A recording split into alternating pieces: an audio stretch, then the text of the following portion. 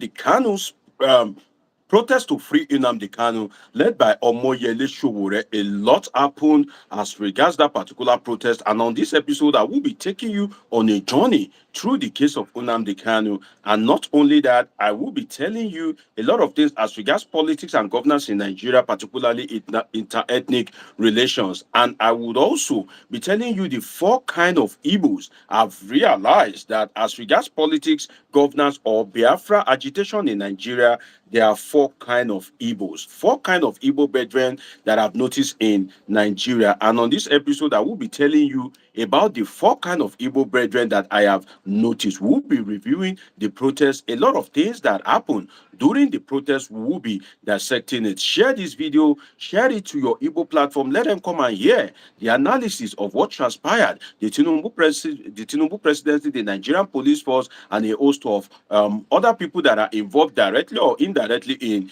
the crisis. The Nigerian judiciary as well. I have a lot for you tonight. I have a very packed episode for you, and trust me, I also want to hear from my Igbo brethren. If you are watching me, say hi to me. Tell me where you are watching me from. It's going to be very explosive, and trust me, you would gain a lot from it. Ikena Uzoka, I see you. You are saying, "I tell me where you are watching me from." Ikena Uzoka, where in this part of the world are you watching me from? It's going to be an interesting show, and I have definitely some important things to share with you. Why is Nigeria the way it is? Why is Nnamdi Kanu suffering? If you are on an Igbo platform, share this video to that platform. Don't enjoy me alone, because I have a lot to unpack for you. If you are an Hausa Fulani, I have something for you in this video. If you are a Yoruba as well, there is a message for you in this video. Regardless of your ethnic group, regardless of where you are from, I have a message for you, because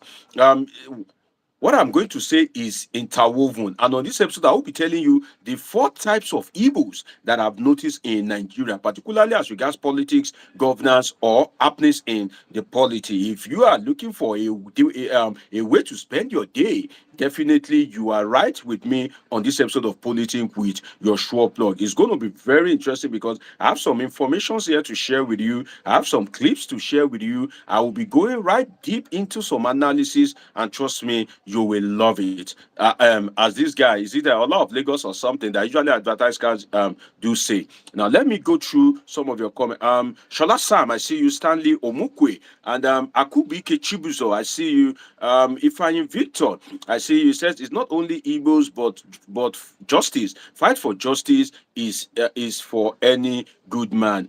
Great to have all of you. Tell me where you are watching me from. Ikena is watching me from Nashville in United States. It has been a long day for people in Nigeria, and I was monitoring the situation online, and I can tell you that I have a full video of what transpired during the protest. 1 hour 22 minutes video. I uploaded it a while ago. How Sowore and Co started the protest, how they were tear gassed by the police, how they relocated to another location. I uploaded it some hours ago. So if you want to catch up with the full details of what transpired during that particular protest, do want to catch up with it in my video catalog. 1 hour 22 minutes long, that will give you up to date information as regards what happened. Tinubu is not backing down. President Bola Ahmed Tinubu is saying, well, whether you protest or not, that is none of my business. I'm not backing down. Is Tinubu right? Is Tinubu fair? What can we point to in that regard? I will be sharing with you the feeling of the presidency as well. I have quite a lot of things to share with you. I will be speaking about the supporters of Nnamdi Kanu, and don't forget that I told you that I will tell you about four kind of evils that I have seen. So if you are an Igbo man, if you are a Yoruba man, if you are an Hausa Fulani man, do well to share this video, because I have information for you. And overall, if you are a Nigerian, there's something that you need to take note of in this video. It will be hot, it will be cold, and trust me, you will definitely like it. My dear sister Abosede Ojo, great to have you on a day like this. You can always rely on me whenever there is an issue of national concern. When matter happen for Nigeria, we've seen a very hot topic now, hot matter.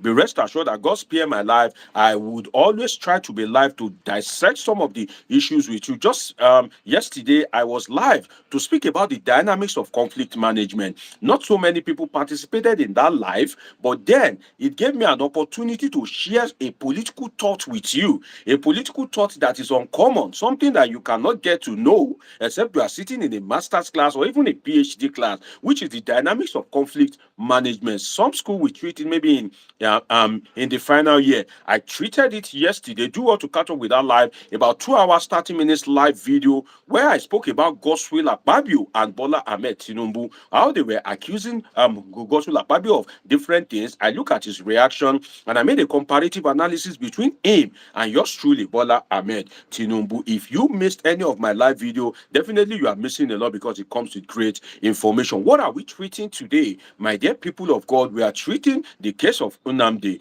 Kanu. Nnamdi Kanu has been arrested since year 2015. It has been a case of back and forth from the High Court to the Appeal Court. Appeal Court set him free. They went to the Supreme Court. Supreme Court said no. They returned him back to High Court. And from High Court, they have been dancing yo-yo from one judge to another, from one thing to another. It was first Justice Binta Inyako, the judge that gave the worst judgment when it comes to suspension in the National Assembly. Don't forget that there have been cases of suspension in the Nigerian National Assembly before, right? The one of Ali Ndume, the one of Ningi, I think there was another one. There are people that have been suspended, and the court have been affirmative, have been declarative in their judgment. But when it got to justice, in fact, should I tell you something? It was Nnamdi Kanu that kept my eye on Justice Binta Inyako when the case of Nnamdi Kanu occurred, and he was screaming that whether you like it or not, I don't want you to sit on my case. Please, you recuse yourself from my case. I don't want you to have anything to do with my case. In my mind, I was thinking that what's wrong with this Kanu guy? Why would you not want this woman to sit on your case? I think, ladies usually have fear of God because they are mothers and they try to be fair. But when the case went on, as it went, and Nnamdi Kanu insisted, and they gave the case to Justice Omotosho, when the case of Natasha occurred, Natasha Akpoti Uduaghan, and I saw the judgment that Justice Binta Inyako gave, then I now had to, in my mind, thought that, this Nnamdi Kanu is right. Nnamdi Kanu is a wise guy after all. Nnamdi Kanu knows what he's saying after all. His brain is still intact after all. His intelligence is still intact after all. I may not know anything about him, but apparently what he said about Justice Binta Inyako was correct if with the judgment that she gave as regards Natasha Akpoti Uduaghan is anything to go by. Despite giving a judgment, you were dancing yo-yo. You were either here nor there, and at the end of the day, Natasha eventually served her term. So this case has been going on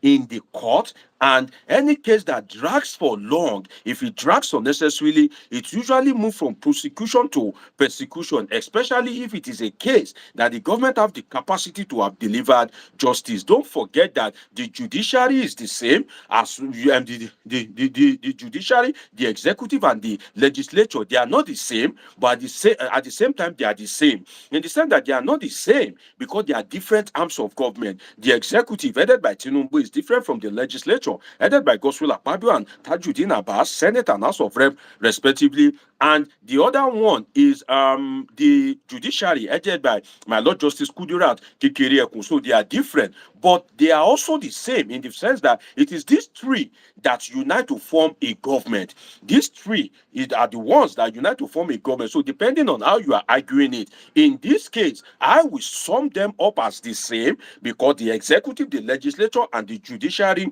is needed in this instance. The legislature can weigh in. The legislatures are the one that made the law that if you commit so offense, so things should happen to you. So I was looking at it from the angle of the Nigerian state that we are Nigerians. We know ourselves. In a country whereby if anything happens, right, if it's a political case, whether it is governor, don't forget that in this same Nigeria, judiciary will be shut down for like a year in the sense that there will be pre-election cases, there will be post-election cases, there will be pre-election cases, election cases, post-election cases. It will move from the tribunal to the appeal court, then to the Supreme Court for governorship. It will move from the appeal court to the Supreme Court for presidential election. If it is for the legislature, it will move from the High Court and it will end at the appeal court. So this is a country that if it is something political, the judiciary is always swift to respond to it. But when it comes to this case of Kanu, everybody have been dancing around as if they don't know what they are doing. And lo and behold, this bettered, this kind of like misfeeling from no other than Omoyele Sowore, and Sowore was no longer having it. Sowore was thinking that injustice to one is an injustice to all. Therefore, Sowore declared, having suffered in the hands of the Nigerian government, they have technically rendered Sowore useless. His passports have been seized as DSS is dragging him. The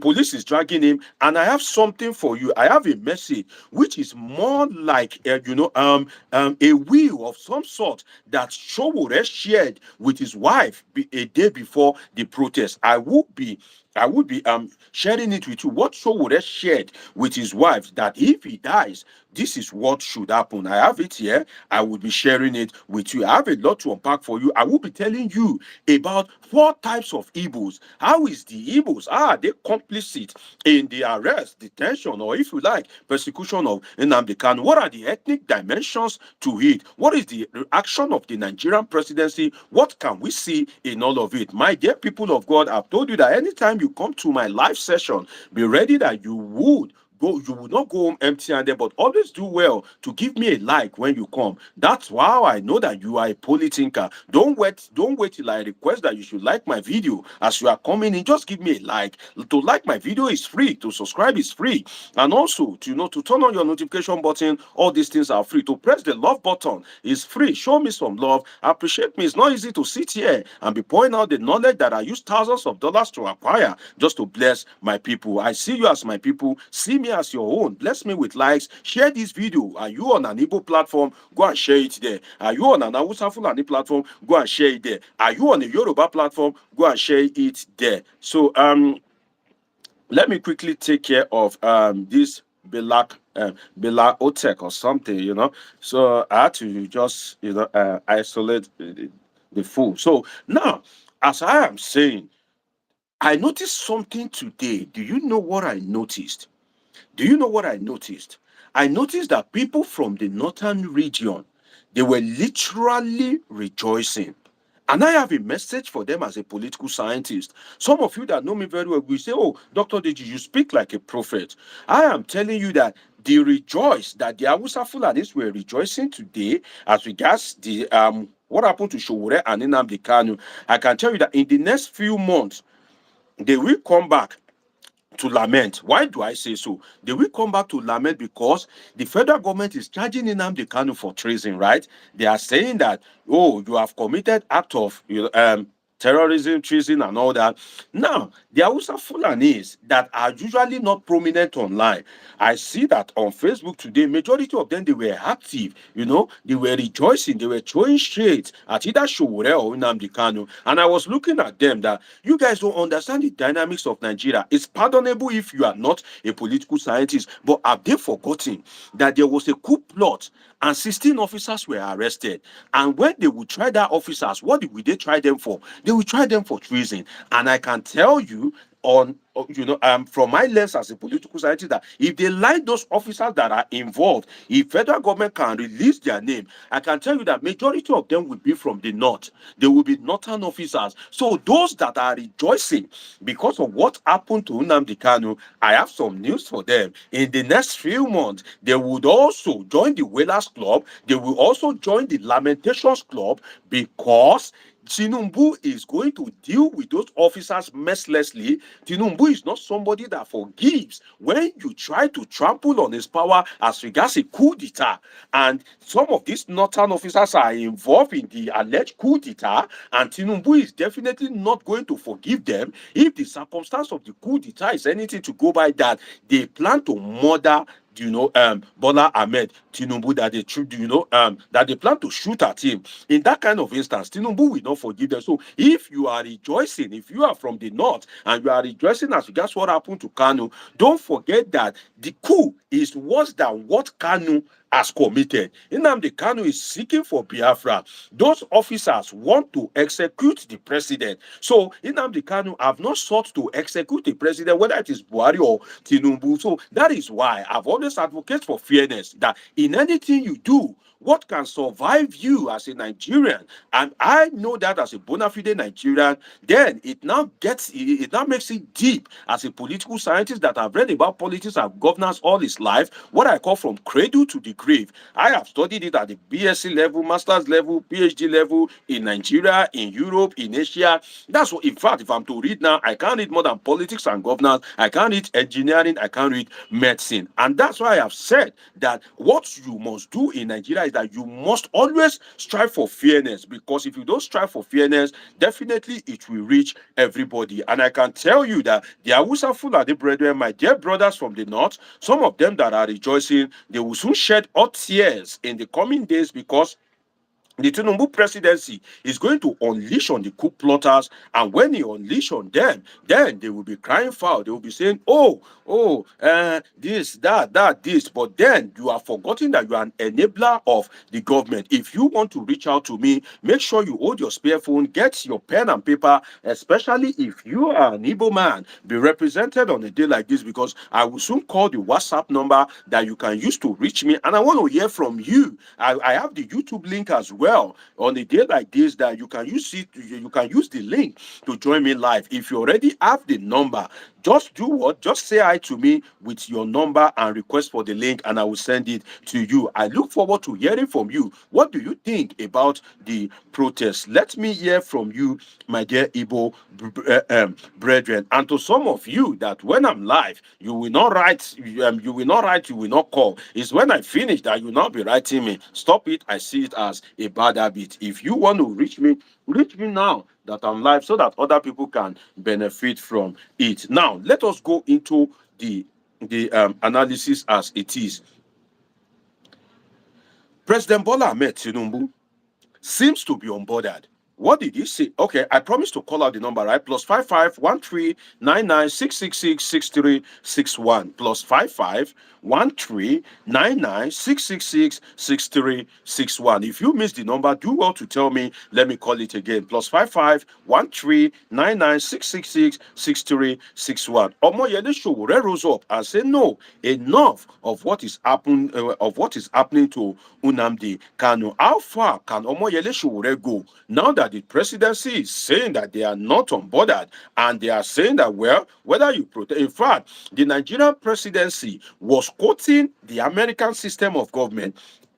Bayo Nonuga came up and said that, well, this protest, Nnamdi Kanu's lawyer should be sanctioned because he is a lawyer and is also involving in the case. They also came up with an argument that this protest that you are doing, you cannot try it, you cannot do it in the United States. If you are watching me, please help me tap the like button, help me press the love icon as well, so that people will not overcome this broadcast. Some of you don't know that this kind of thing strengthens the broadcast. So help me press the like button, help me press the love button as well. So the Tinubu presidency was referencing the United States. They were saying that, well, you cannot try this in America. But then the Tinubu presidency failed to consider something. And after that, I will be telling you the 4 kinds of Igbos. But first, let me respond to the Nigerian presidency. The presidency of the Federal Republic of Nigeria.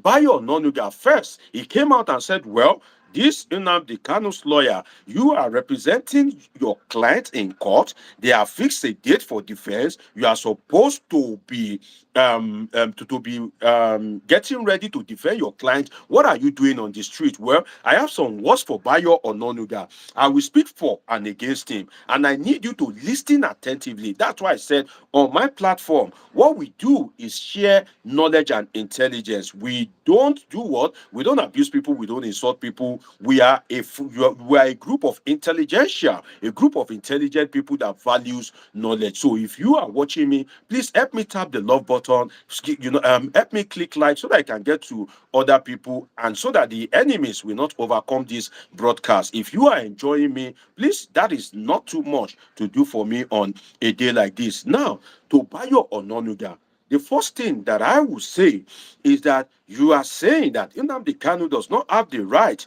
to protest. Nnamdi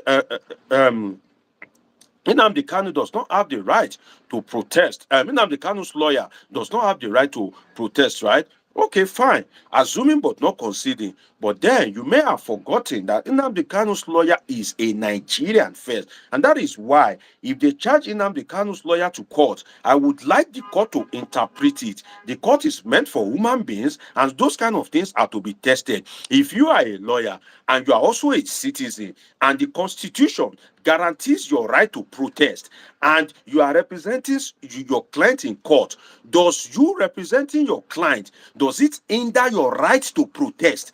Because in the Nigerian system, they always say that anything that contradicts the provision of the Constitution is null and void. They usually say that the Constitution is the ground norm. That, what does that mean? That the Constitution is the most important law, and anything that is at variance with the Nigerian Constitution is null and void. In this instance, the Nigerian Constitution guarantees Nnamdi Kanu's lawyer, Aloy Ejimako, I hope I got that correctly, guarantees him the right to protest, the right to participate, the right of expression. So he is also representing Nnamdi Kanu. The big question that only the judiciary can answer is that if you are representing Mazi Nnamdi Kanu and you are also his lawyer, does you being a lawyer, does it trample on your right to does it trample on your right to protest?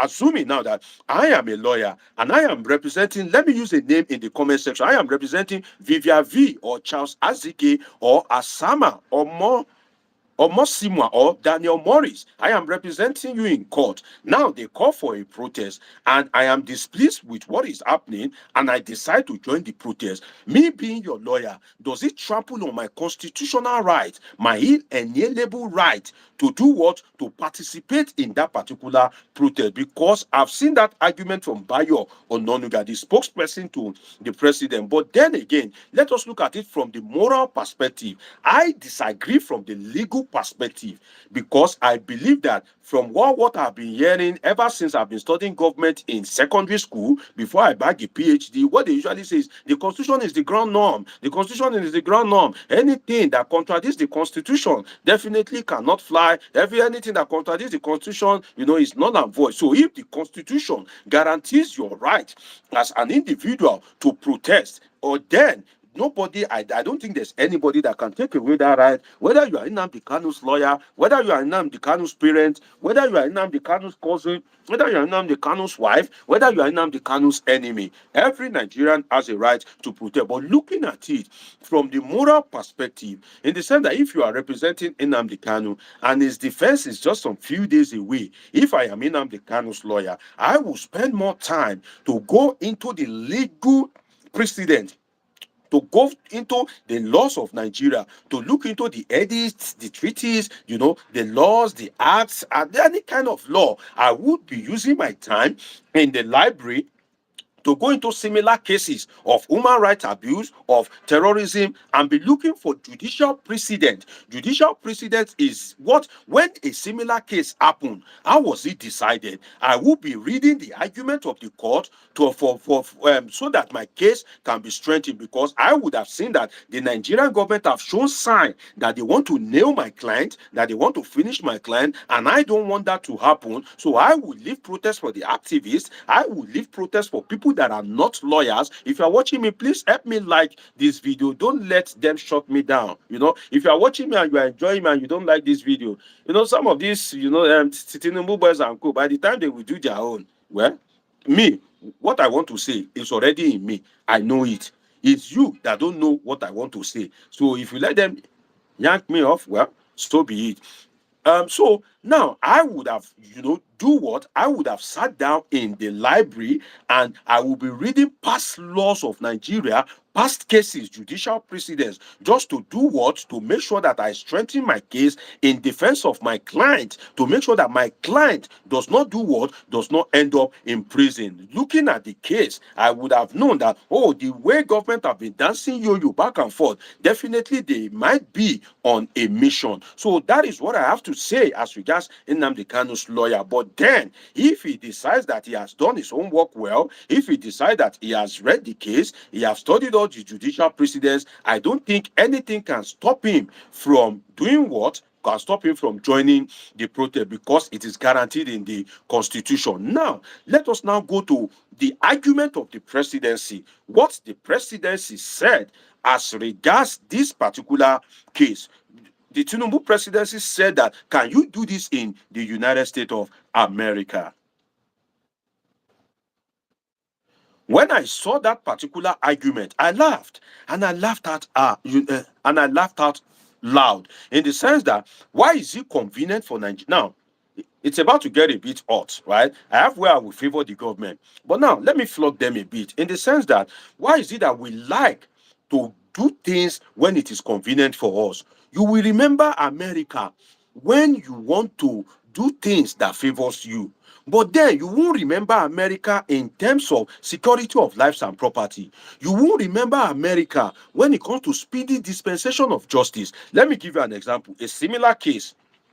The federal government is saying Nnamdi Kanu committed treason, terrorism, and all that. Now, let us reason like intellect. Assuming but not consider. Say hi to me in the comment section. Tell me where you are watching me from. You will say, I'm strong. Watching me from Owerri. I see you.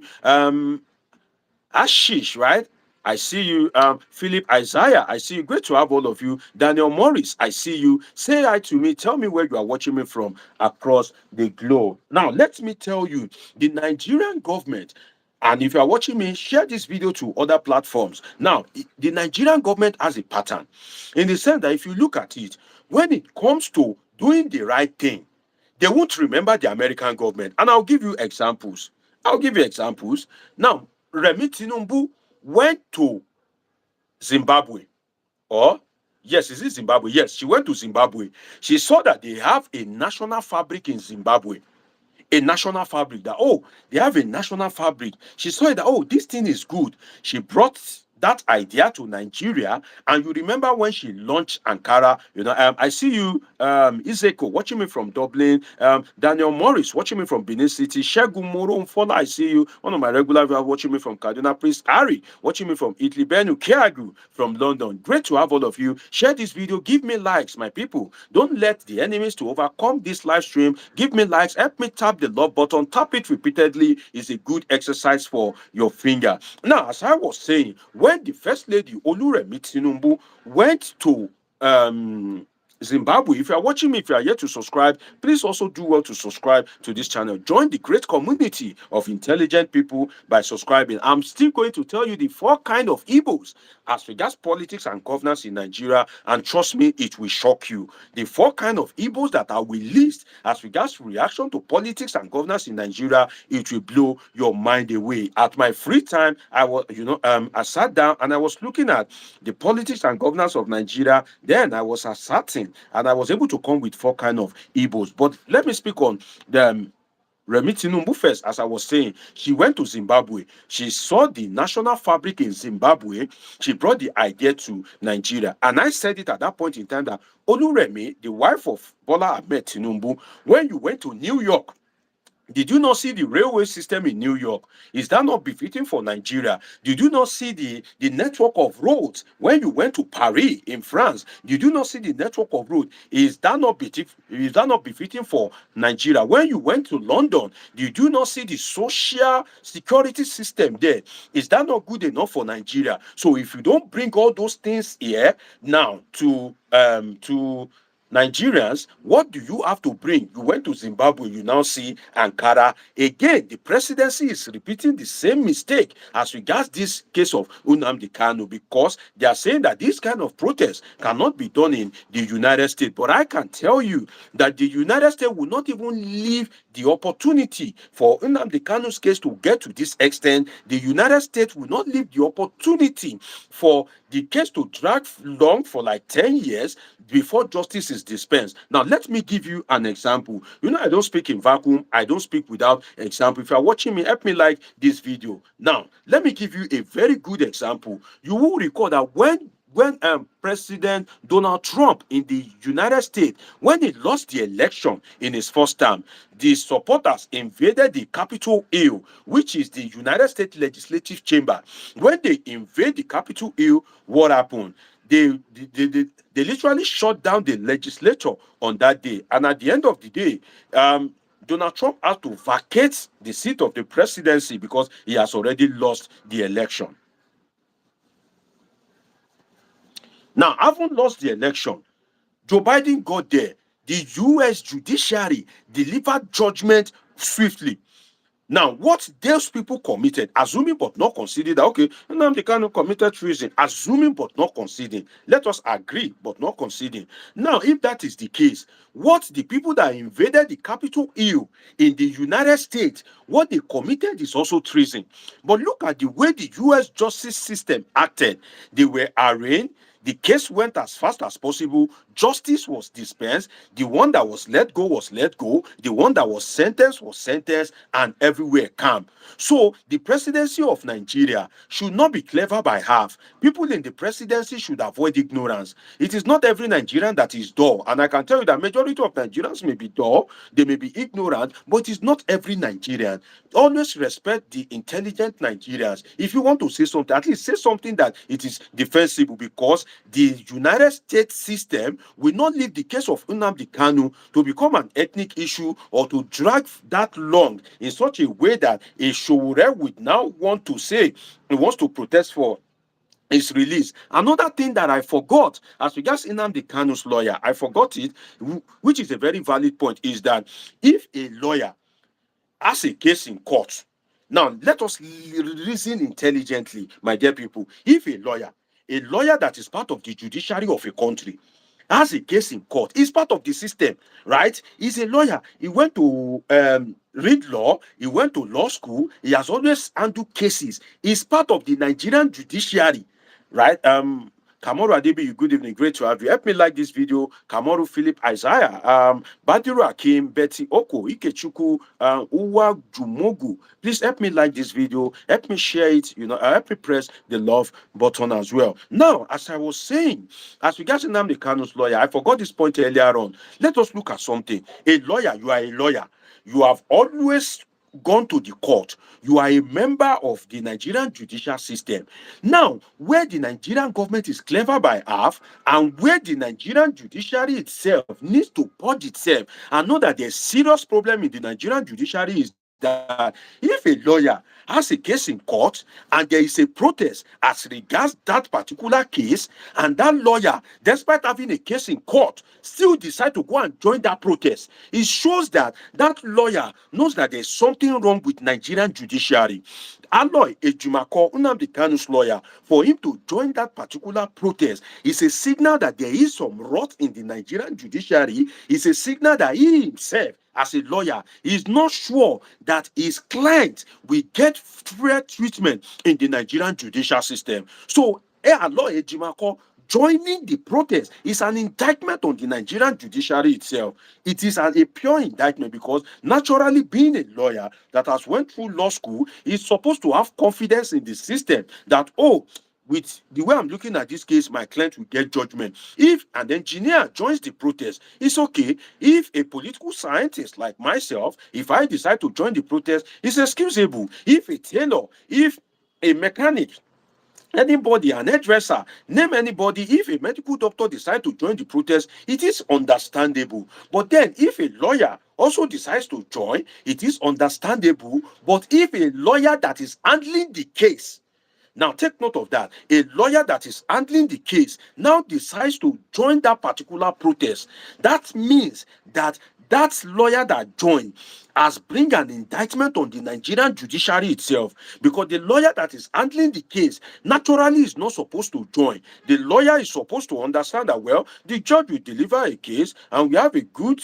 we have a good something. But Aloy Ejimako, Nnamdi Kanu's lawyer himself, has lost faith and confidence in the Nigerian judiciary because the case have dragged longer than usual. There's one adjournment to another adjournment, one excuse to another excuse, from another excuse to another excuse, from one judge judge to another judge, from the High Court to Appeal Court, down to the Supreme Court, back to Appeal Court. Everybody have been dancing shamelessly as regards the case.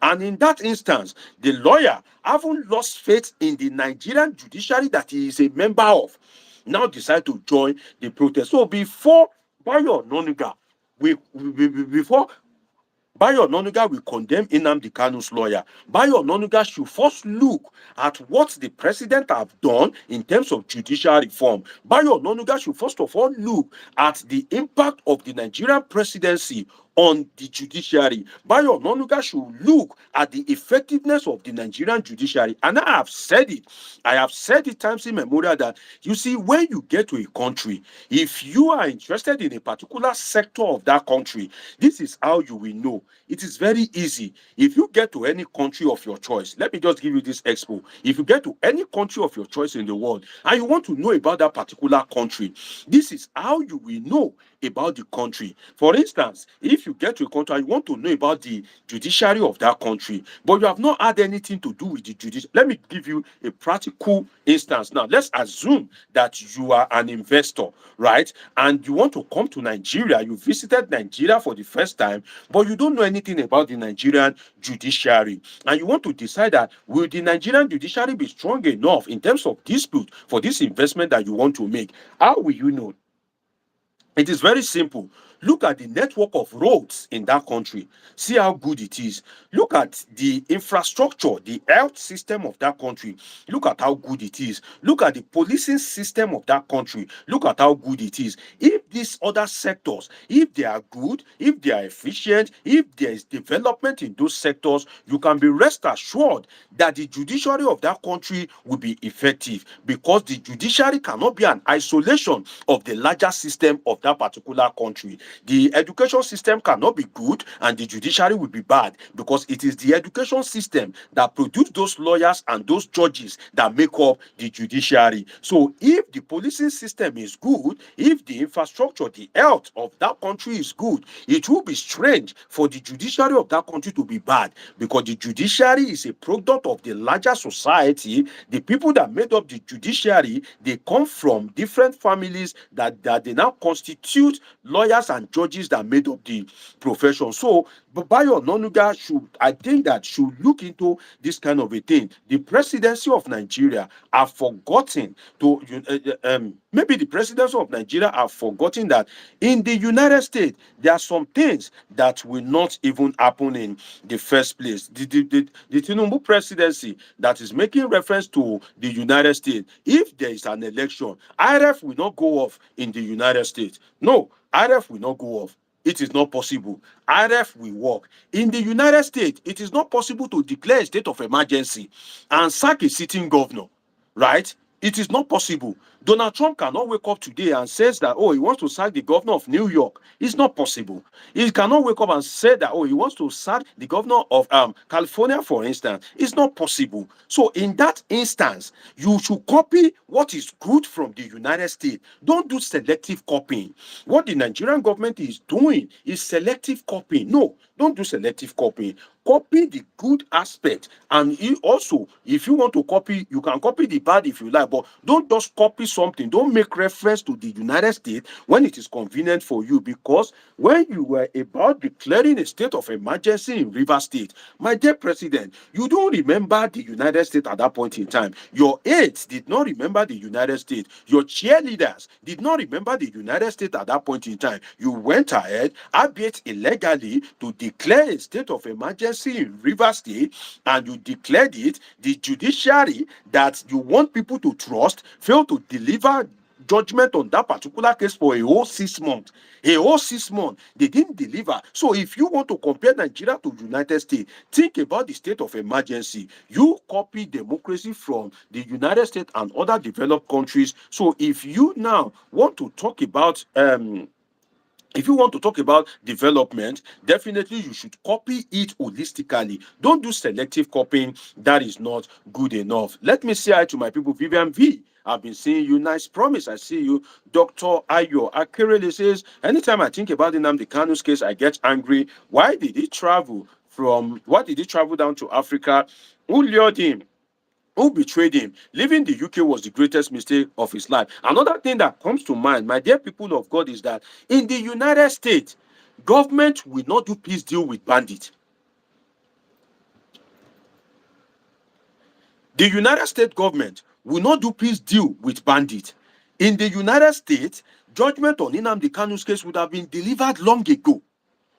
It would have been delivered. Nnamdi Kanu would have known his fate. The judge won't be under the influence of the government. Everybody would not be dancing shamelessly around the case. Judgment would have been delivered. And in the United States, they won't pardon bandits. And these are some of the things driving the agitation. If it were to be in the United States, bandits will not be working freely under the guise of one peace deal or another, and they will say, oh, there's a peace deal, and bandits will come with arms and ammunition, and it is the Nigerian soldiers that will now be cameraing, the process of the peace deal. They will not come with arms. Bandits will be brandishing, weapons that maybe the Nigerian military does not even have. So the presidency, when they used to say something that if you point one hand at somebody, the rest four is pointing at you. So if you want to claim righteousness, if you want to claim holy, Nigerian presidency, please look at yourself first. Look at how you have run the country. Look at the things that the United States is doing that is right, and you have failed in that regard. When you look at that thing, put that thing right first. Give us the benefit that Americans are benefiting. Then you will now have the effrontery. You will have the moral high ground to now say that, oh, can this kind of protest be held in the United States, right? So copy the United States in terms of declaration of state of emergency. Copy the United States in terms of development. Copy the United States in terms of infrastructure. Copy the United States in terms of equity, fairness, and justice. When you copy them, then if this kind of protests occur, you can now say that, oh, silly Nigerians, can you do this in the United States? Copy the United States in terms of security of lives and properties. Copy the United States in terms of minimum wage. Let people take home pay, be able to take them home. But until you are able to do that, with profound respect to the Nigerian presidency, you lack the moral right to speak that, oh, can they do this in the United States? That is what I have to say to the presidency. And I just pray that if this message can get to them, I will be very happy. On this platform, we speak the truth, not minding whose ox is God. We don't like anybody. We don't hate anybody. Yesterday's broadcast that I did, I spoke in favor of Bola Ahmed Tinubu. I gave him thumbs up as regards, interpersonal relation, where I made a comparative analysis between him and the Senate President, Godswill Akpabio. And I gave him thumbs up that is better than Akpabio in terms of interpersonal relations. So I don't hate anybody. I don't like anybody. I just speak the truth, not minding who sucks is God. Okala, Ifeanyi Joseph say, no nation will develop without having a strong institution, e.g. law of the land. Daniel Morris say, justice delayed is already justice denied. Your analysis is right about Kanu's lawyers' involvement. United States references is even too far. Take the case with Finland, and God bless you. You see, I like when intelligent people join my live stream. God bless you, Daniel Morris. If you are watching me, say hi to me. Tell me where you are watching me from. Help me like this video. Help me press the love button. Like this video. It's free to like. It's free to subscribe. If you are yet to, because I still have a lot of things for you, but I find it interesting to first respond to Nigeria's presidency, because I see the hypocrisy walking two legs in the conduct of the Nigerian presidency. The oration that is coming out from the Tinubu boys was so irritating. It would have been good if it were to be a performing government that was saying all those things that, oh, can you do this in the United States? Can you do it? No. What the United States is giving its citizens, have you given Nigerians? Give Nigerians first before you can compare yourself to the United States. Compare yourself to United States. Think about the infrastructure, the electricity, that is happening in the United States that the United States citizens have. Give them first. If you have done that, Nnamdi Kanu will not even have anything to protest about in the first place. Let us be sincere with ourselves. If there's light, if there is infrastructure, there's good education, and there's equity, fairness, and justice, what does Kanu want to protest about? He doesn't have anything to protest about. So the United States government is a good thing to copy, but copy it in body, soul, and spirit, not when it is convenient for you. So that is my message to the Nigerian presidency. I pray it gets to anyone in the president. In fact, they should even play it to Bola Ahmed Tinubu. On this platform, we don't like anybody, we don't hate anybody. We speak the truth, not minding whose ox is God. Another thing, as I said briefly earlier, is that I noticed something today while I was, watching the videos of the protest, and what I noticed shocked me. What I noticed shocked me to the bone, in the sense that there seemed to be a very dangerous ethnic dimension to this detention and prosecution, or if you like, persecution of Nnamdi Kanu. Why do I say so? Now, I noticed that online in Nigeria, take note of this thing that I'm about to say, anything that involves online, majority of the people that you will see online, according to the name, are usually Igbo people, Niger Delta people, Yoruba people, Edo people. Those are the people that are usually online. But all of a sudden, today, and don't take my word for it, go online, just pick any video about this Nnamdi Kanu case, go to Sahara Reporters or any major platform, pick a video about this Nnamdi Kanu case and look at the comment. Just monitor the comment. You will see that all of a sudden, Northerners came out from nowhere. And I'm like, wait, where did you guys come out from today? And their comment have a particular pattern. It follows a particular pattern, which is that they are either mocking Sowore or they are castigating Nnamdi Kanu. And I look at it and I laughed. And I was laughing because if you support bandit, if you aid and abet bandit, and you are now criticizing Nnamdi Kanu, you are a fool.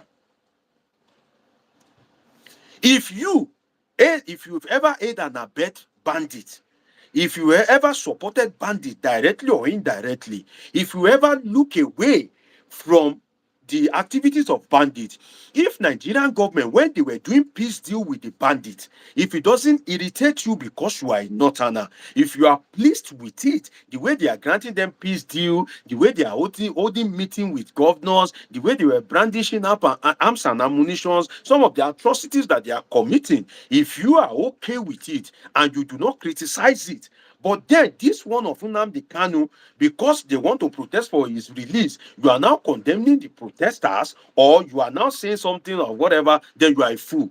In the sense that I hope that double standard will not kill you, because bandits will not know you when they want to strike. I remember during the time of Muhammadu Buhari, there was an APC chairman, I think in the state, that died as a result of insecurity. And I just laughed. I said, look at this man now. It's one of the people shouting, say Baba, say Baba.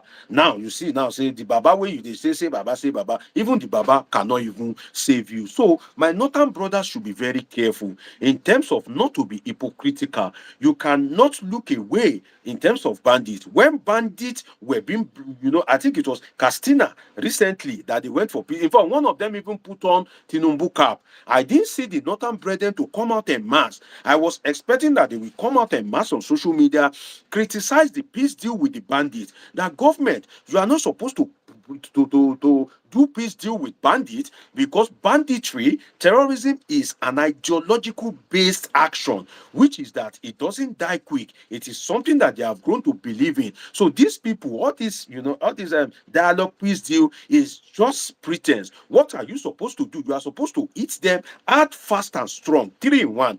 Add fast, strong. You eat them, add fast and strong. And if I can go a bit scholarly, you see, it has been scholarly asserted that when you do peace deal with all these bandits and you are negotiating from a point of weakness, definitely don't expect that any agreement with them will be fulfilled. Nigerian government in this case was negotiating from a point of weakness, which is that you are supposed to eat the bandit hard, fast and strong. Then they will gasp for breath and they will say, oh, Jesus is Lord, Muhammad is Lord. And they will say, oh, please help us. We don't want to die. We are tired. Please, we don't want to fight anymore. Then you will give them your terms and conditions. They will lay down their arms. But But in this instance, you have not hit them out fast and strong. You are negotiating from a weak point. The same Nigerian government that is strong on Nnamdi Kanu, the same Nigerian government that is strong on Sunday Igboho, but when it comes to the bandits, they are now negotiating from a weak perspective. I can tell you that they would only multiply, because in that Katsina state, where you will see people in Katsina state, they sat down. Some of those children, if you look at them, some of those children, they were even admiring the bandits. Because why? They see a whole government of the state, begging to negotiate with them. Tell me why those children should not join bandits. So to my northern brothers, I beg you in the name of God, don't let hypocrisy kill you. If you support banditry, if you love banditry, if you look away in terms of banditry, if what government is doing with the bandit in terms of peace talk, if you are pleased with it, but then you want them to kill Nnamdi Kanu by fire, by force, you want government to try and make sure that it's smell pepper, or how they talk am for street parlance, then it is an act of hypocrisy. So that is what I have to say. And like I said, you see, some of my northern brothers, there's something we call precedence. If something happens, please, if you are watching me, help me like this video. Do well to help me like this video. Subscribe if you are here, to help me tap the love button. It is free to tap the love button. It is free to subscribe. If it's free to like this video, help me share it on your other platforms. You have an Igbo platform, WhatsApp group. Help me share it there. Let other people get to enjoy me as well. So as I'm saying, I hope that my northern brothers will not cry very soon, because you see that coup that recently happened, definitely Tinubu will not forgive them, and very soon they will know that, well, a lot of things is going to happen. And by that time, when Tinubu is hard on them, definitely, you have laid the precedent. They are charging Nnamdi Kanu for prison. You are saying, oh, hold him tight, do this, do that. Very soon, those Hausa Fulanis that would have allegedly formed the majority of those that want to, shoot Bola Ahmed Tinubu and execute that coup, you will see what will happen to them. That's why if you point one finger to somebody, four will return to you. And of course, don't expect sympathy when all these bandits, when they begin to unleash fire on you. Emmanuel Emeto says, brother, you can exercise your right anytime, anywhere, where who you are, notwithstanding. Lava Shark says, thank you, sir, for speaking the truth. So much insecurity, and yet people are still focused on Nnamdi Kanu. K. Lola says, professional conduct, claims representation. Well, I'm not saying that government should not focus on Nnamdi Kanu, but what I want is justice. I don't like selective justice.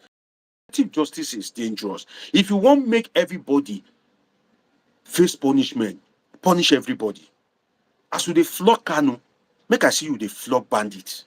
Make I see you dey flog Boko Haram. Make I see the same energy when you say you dey use deal with them. But you go focus on Nnamdi Kanu. All these bandits, they live large. You dey grant them amnesty. You dey grant them peace deal.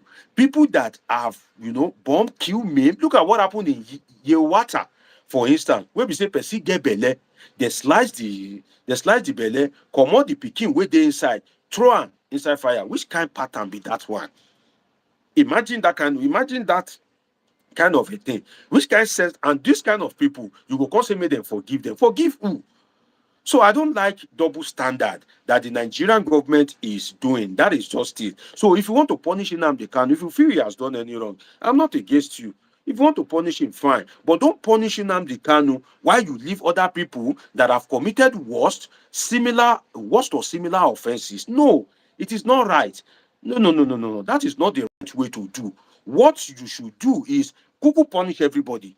You understand? All those bandits where they carry arms and ammunition. If to say all of them, they jail now, they court. Some of the people that is coming out to speak for Nnamdi Kanu will not come out to speak for him. If you pardon somebody that allegedly kpai her husband, right? You pardon the person. People will carry, sniff. You pardon them. No, that is injustice.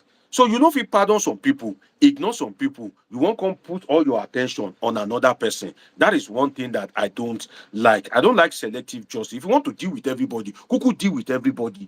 In fact, Igbo people say, or anybody, they know if you talk, because they see how you flog other people.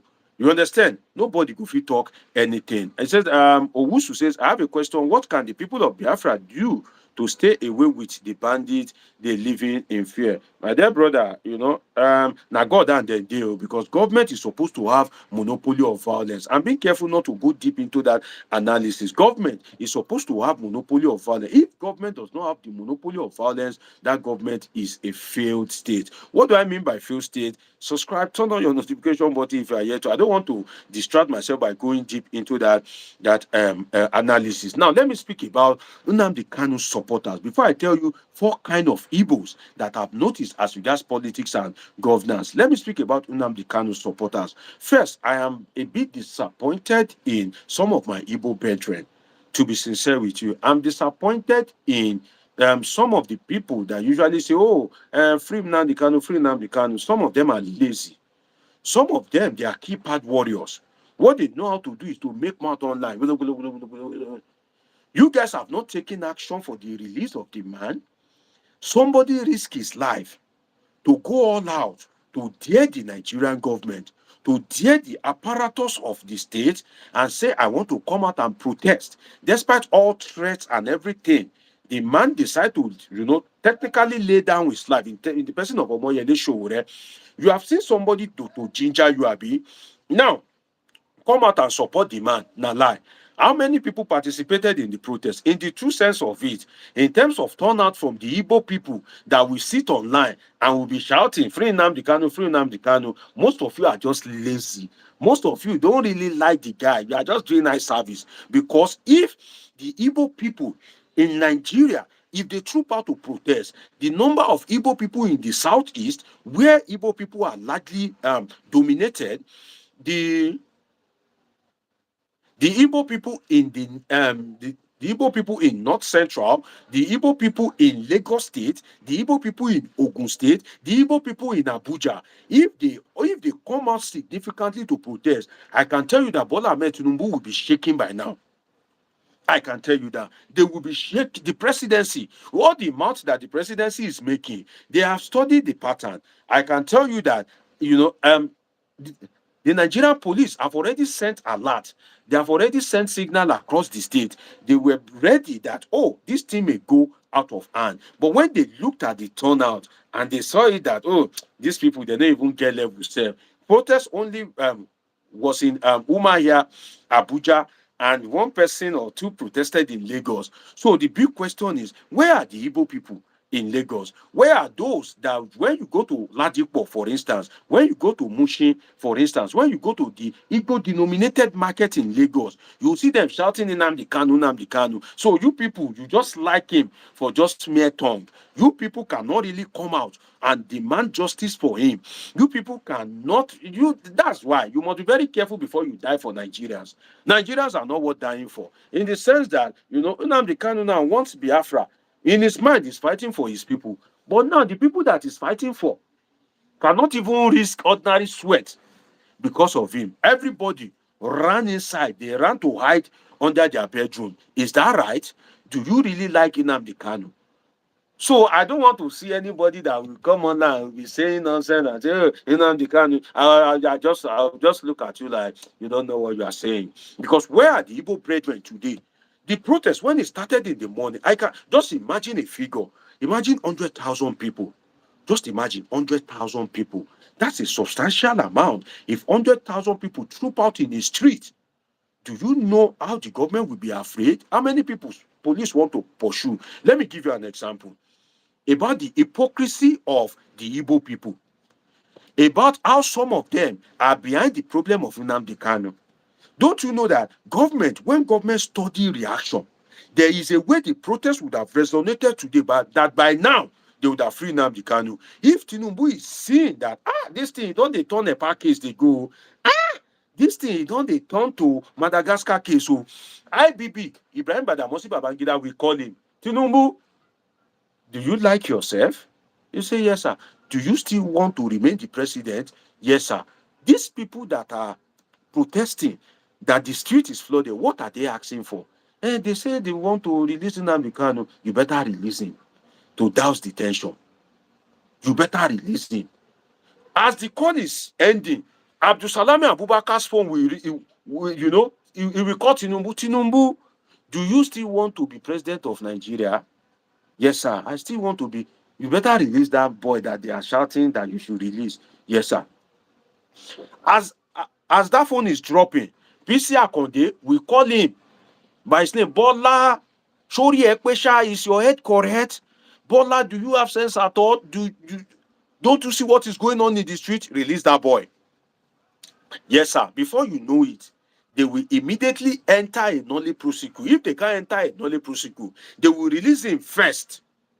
Then they will be doing the paperwork later. It happened during Azikada Kaboro. I've shared the story with you. In the Niger Delta in the 1960s, when it declared a Niger Delta, the secession of the Niger Delta from Nigeria, Gowon brought him out during Biafra War to fight on the side of Nigerian government. So it has happened before, it can happen again. But people that can make it happen for Nnamdi Kanu, they are the people that refuse to come out. They are the people that are hiding behind their keypad. They'll just be making mouth. And it is not only Nnamdi Kanu. They did it for Obi as well. They'll be shouting, oh, obedient. If anybody says anything about Obi online, they want to, buy that person. They'll be very vocal. Okay, there's something now that relates to Obi. Come and protest. You won't see them. What kind of hypocrisy is that? I don't like hypocrite. If you want to stand for something, stand for it. Don't deceive Nnamdi Kanu as if you are for him. And at the end of the day, when he needs your help, when he needs you the most, you guys will be nowhere to be found. That's hypocrisy. Let me give you an example. When Sunday Igboho was protesting for Yoruba Nation, did you see the crowd? Did you see the crowd? Go and rewatch that particular video. As Sunday Igboho is going to each state in Yoruba land, look at the amount of crowd that were trooping out. That is true love. So what am I saying? Igbos, love yourself genuinely. Don't do eye service. Don't do fake love. If you do fake love in a country like Nigeria, Tinubu will not release Nnamdi Kanu, except you are able to put him under substantial pressure. When Sunday Igboho was going across Nigeria, across Yoruba land, look at the amount of people that are following him. When he did the rally in Oyo State, even when he did the rally in Lagos State, traditionalists even came out with their traditional attire just to create an effect, for him. Tajuddin Salahuddin, I've already blocked you. You can't tell me to stop talking. Yes, you go to another platform. How will you come to my platform? A PhD political science is talking politics and governance. Maybe you are a non-entity or an illiterate, are telling me to stop talking. If I'm in class, do you even qualify to sit in my class? It must be silly. That's how you are still watching me, but if you comment, you are on your own. Nobody can see it, and it's forever and ever. I don't block people. But when I isolate you, it's forever and ever. I can't teach you morals, okay? I'm not your parent. So as I'm saying, if the people had come out en masse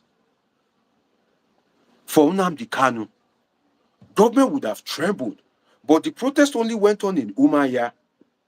One or two people protested in Lagos. The crowd in Abuja wasn't even impressive. The crowd in Abuja wasn't impressive. So compare it to that of Sunday Igboho. Look at how people were trooping. So all this fake love, I don't like it. If somebody come out tomorrow now to say something about Nnamdi Kanu online, you will see the Igbos. Suddenly they will find their voice. Suddenly they will come out. In fact, it is the laid-back approach of the Igbo people that is making the likes of Wike and the Tinubu boys to call Peter Obi social media candidate. Because why? They will be active on social media, but when it comes to transferring that energy to real life for Peter Obi, you will not see them. You will not see them. It's only social media. Oh, obedient. Oh, Obi 2027. Okay, now, election is coming. Transmit that energy of social media to real life. You will not see them. But the people that are not talking on social media, some of these NURTW that Tinubu has hired, some of these road transport, MC Oluomo boys that don't even know how to tweet, that don't even know how to text, those ones will be active. You, obedient, that you are always screaming Obi, Obi, Obi, okay, come out. Come and work for the man, defend the man. You will not see them. You will not see them. That is why, as strong as Obi is, because the energy online doesn't commensurate the energy offline. That's why they are calling Obi social media candidate. Now, we be Igbos, now cause am where they call Obi social media candidate. The same thing now in do to Nnamdi Kanu today. I was disappointed. I won't lie to you. I'm very disappointed. You know that I've spoken about Tinubu, I don't give her a own. Now, I've talking about the Hausa Fulani, I don't give them their own. Now, about the Igbo brethren themselves, I was disappointed. I had naturally thought, look at the energy she would even put, the pre-protest energy, going from market to market, speaking to people, going from junction to junction, where there are strategic Igbo people. He was speaking to them. All of them were saying, oh, we'll come out. October 20. Shut down. This. That. October 20 came. Where are you? Nowhere to be found. Nowhere to be found. These same people, tomorrow now, you will see them online. Nnamdi Kanu, Obi. No, please, love yourself genuinely. Copy from the Northerners. Look at, in quotes now, apologies, with profound respect to him, as useless, in quote, as Buhari is. Look at the way they stood by him. As he was ruling with impunity, spoiling everything and ruining everything. The Hausa Fulanis, despite the fact that they are also suffering too, they kept quiet. They gave him that support. The man spoiled Nigeria, spoiled their life. He died. He has died now. Those that he spoiled their life are suffering. They keep quiet. I gave you an example of Sunday Igboho. Don't you know that it was because Yoruba spoke up when they killed MKO Abiola? The Hausa Fulanis, they have seen that if we don't compensate these people, they would give us problem, and the Igbos are already dissatisfied. That was what gave Obasanjo the presidency. It was the action of the Yorubas, the post-death action of some notable Yorubas, that if there is ever going to be democracy in Nigeria, the first person that must benefit must be a Yoruba man to compensate for MKO Abiola. The military guys, they were looking for who they can use. They now find Socom in Obasanjo that, he's Kuku, a military man. So even if he won't match anybody face, maybe for probe or something, won't begin jail everybody. That military blood wey dey in, go then make it jealous. If you are watching me, please help me like this video. That was why they brought Obasanjo out. But if the Yorubas were keeping quiet, if they are laid back, if they are a lame dog, do you think that they would have given power to the Yorubas during Obasanjo's time? But when Biafra happened and it ended, what did the Igbos do? Did they not went to sleep? You don't know. And there's what we call power greed in Nigeria. If you cannot fight, if you cannot talk, if you cannot act like a mad person, they will not give you power. I'm telling you. They will not give you power. Tinubu now is waiting. He wants to do second term. Hausa Fulani is waiting to do 8 years. That would make it to 2039. By that 2039, another Yoruba man is already waiting to grab the power. I've analyzed it for you before that Hausa Fulanis and Yoruba, they are greedy in Nigeria when it comes to power. They are very greedy. They rotate it among themselves as if it's their birthright. Make no mistake, I'm a Yoruba man. Pure 100% Yoruba man. Paternal, maternal. My mother is Yoruba, my father is Yoruba. But that doesn't mean I shouldn't speak the truth. I'm addicted to speaking the truth. My Yoruba brethren have been greedy when it comes to power, and the Hausa Fulanis, they'll be rotating it as if there's no other tribe. Ijaws are the ones that own the oil largely. They won't give them power. Igbos are one of the top 3 ethnic groups in Nigeria. They won't give them power. It's the only Yorubas and Hausa Fulanis that are in Nigeria, but because the Igbos are docile, as they've done for Nnamdi Kanu, same also they are doing for Peter Obi, because the Igbos are docile. They are docile. And these people that are already greedy for power, if you look at it, when the Niger Delta people, when they went mad, and the Nigerian leaders saw that, these people, they've gone mad, what did they do? They compensated them with Goodluck Jonathan. Say, take vice president. Maybe they compensate these guys, make them calm down. So if Igbos are able to go mad, if they run mental, I'm not talking of just semi-madness, mental mad, they just went mad. Every Igbo is just going mad. You will see that the owners of Nigeria, in quote, the IBB, the Abdul Salami, the Theophilus Danjuma, the Tinubu of this world, they will sit down. United States, um, United Kingdom, they will all sit down together and say, come, the only way out, if we want this Nigeria to stay, is let's give this Igbo something. Let us give this Igbo. Let us give them something. Let us find something, give them. Even if not vice president, maybe we find give them. You will see what will happen in 2031. If a northerner, gets the presidential ticket, his vice will not be Igbo. Now Yoruba go see snatcher. It's not just about doing business. You just want to do business. No. In Nigeria, there's something holding power does to you. So if you are docile, just as the way you did for Nnamdi Kanu, the way we say, you didn't see the Igbos there to be well represented and adequately represented. Imagine 100,000 Igbos just shouting, give me one Igbo star. Igbo Kwenu, hey, Igbo Kwenu, hey, Igbo Kwenu. That's what Roxem go feel am. Say, no, these people, they are doing what? They are really serious as regards the release of Nnamdi Kanu. So I must not fail to point that out. So my Igbo brethren, trust me, you can really do better. You can do better, I swear. In terms of real life representation beyond online. Now, let me go to the 4 kind of Igbos, as I promised. Then before I go into Sowore, right? Before I go into Sowore, I want to speak about 4 kind of Igbos. Now, these 4 kind of Igbos that I want to list as regards reaction to politics and governance in Nigeria is like an introduction to the phase I'm going into next. So you need to listen attentively so that when I bring up subsequent points, you will understand the angle that I'm coming from. So what happened is that today, help me like this video if you are watching me. Let me take some comment before I tell you the 4 types of Igbos in Nigeria. 4 types of Igbo in Nigeria. Let me read some comment before I tell you, then we continue with the analysis. +55 1399 666 6361. It is the number to dial via WhatsApp. +55 1399 666 6361. +55 1399 666 6361. G Travel says Igbos need to stop blaming Yoruba for their problem and face their own traitor leaders. You see in comments blaming Yoruba left and right. Yoruba doesn't need to protest for Nnamdi Kanu. No, Yoruba can protest for Kanu, but you will lead, others will follow. When they arrested Sunday Igboho in Benin Republic, there are some things that I can't say online. But when they arrested Sunday Igboho in Benin Republic, do you know that there were some Yoruba leaders that went behind the scene to interface with Taloyo? What's the name of this president of Benin Republic? That don't mind the Buhari government.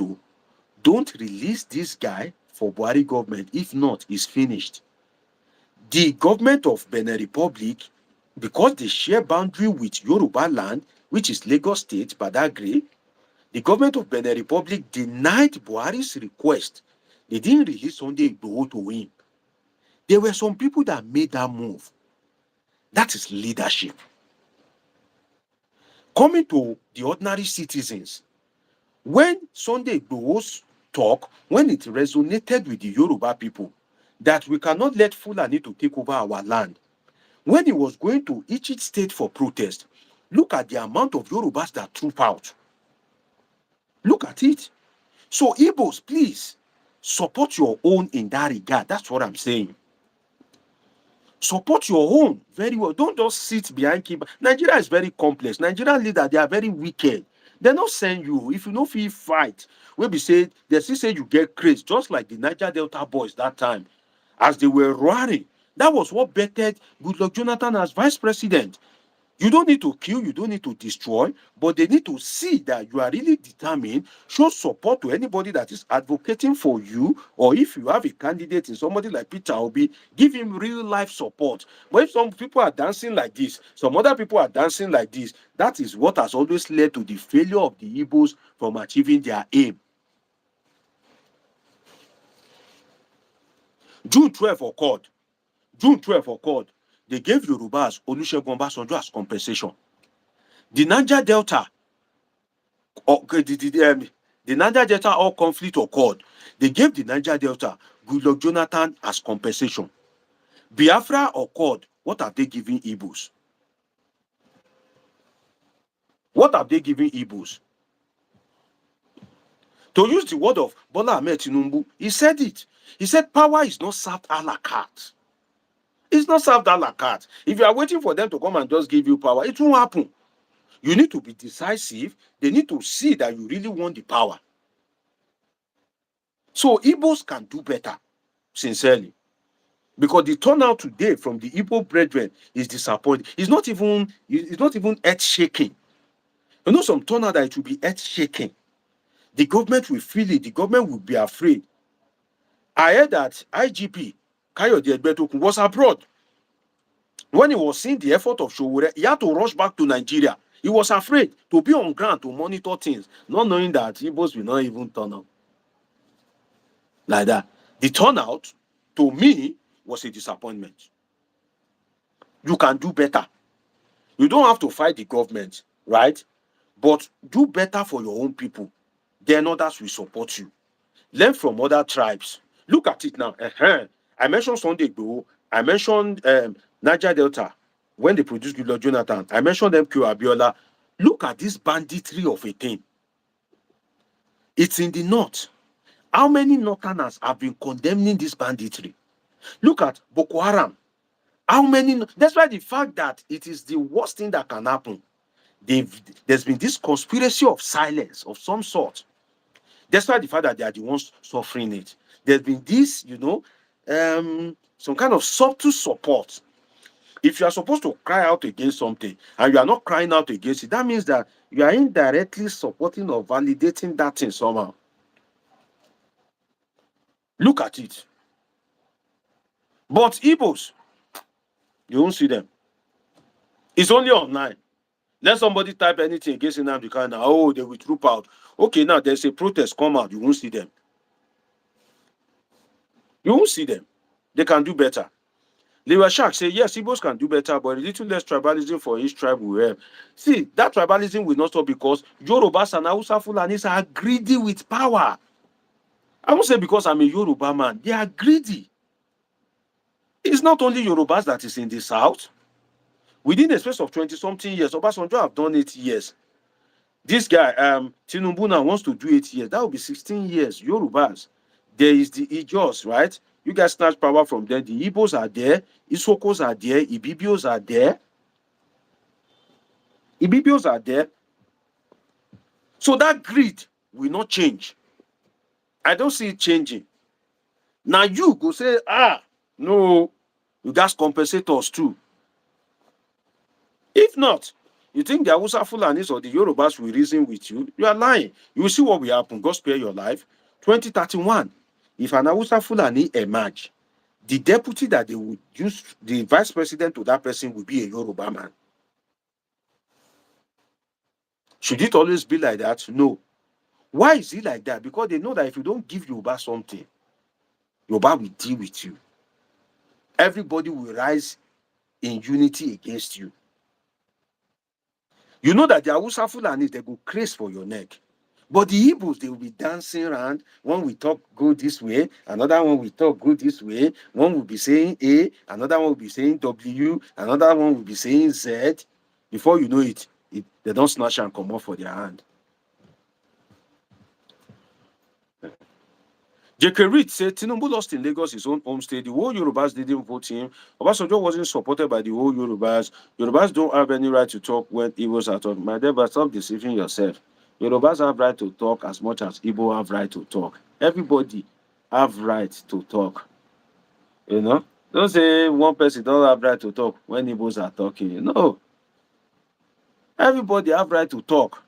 In Nigeria, if you don't fight for yourself, my Yoruba people, okay, they will give you anything. No. I'm telling you. Do you know how many people is already warming up to collect vice president? Do you know? You know? You know? Do you know how many people is already warming up to collect vice president? My people, if you are watching me and you are yet to subscribe, please subscribe to this channel. Show me some love. Press, turn on your notification button, and also Please help me tap the love button. Tap it as many times as possible so that others can get to see it. Help me press the like if you are yet to like this video. Subscribe if you are yet to. Now, let us continue. The WhatsApp number to dial is +55 1399 666 63361. Now waiting at the talk with that. Today, now like Igbo deal, they protest for Nnamdi Kanu's release. I've been calling the WhatsApp number since no Igbo person have turned up. You see what I'm saying? You see what I'm just saying? Because some of you will disagree with me. You would have forgotten that I'm a political scientist. I know what I'm saying. See, now, this is practical now. When I started this live, I said, oh, this is like Igbo Day. I want to give Igbo people preference. What do you feel about the incarceration of Nnamdi Kanu? What do you think about it? Come and share your thoughts. I called the WhatsApp number. I never see anybody till now. But let them arrest a bandit. Let them arrest Shegumi tomorrow. Shegumi that usually support bandits. You will see as your line go dey busy. Hausa Fulanis, they go dey call. Everywhere go dey jam pack. Brum, brum, brum, brum. Let me give you an example. When Patami, fake professor, Isa Ali Patami, now I usually tell you that it's a fake professor. Tell him that one Dr. Mosholadeji said he's a fake professor. I'm an academic. It's an academic. I know what it takes to be a professor. Patami is what? It's a fake professor. Right? Joe Chris say, Yorubas don't have spine, okay? Okay, no worry. People will no get spine. Then they rule. Then they snatch presidency. Then they rotate her with Hausa Fulani every time. You will get spine. You no rule anything. Okay, continue with your spine. Leave them with that spine. Make them they rule, they go. We are talking sense. We are talking nonsense. Yoruba don't have spine. And they are ruling. Okay. You better go and throw away your spine so that you too can rule. If not to have spine is what will make you rule, you better go and throw away that your spine so that you can rule. Let me give you an example. I was speaking about Hausa Fulani during Buhari time, and I need you to listen attentively so you get what I'm saying. During Buhari time, a tape emerged about Isa Ali Patami. Shout out to you, Dr. Rose Sharon, one of my regular viewers, on this platform. Shout out to you, Dr. Rose Sharon. I think she's watching me from United States, if I'm correct. One of my regular viewers. God bless you, man. Shout out to you. Dr. Rose Sharon, I've asked you before. I didn't think I got a response.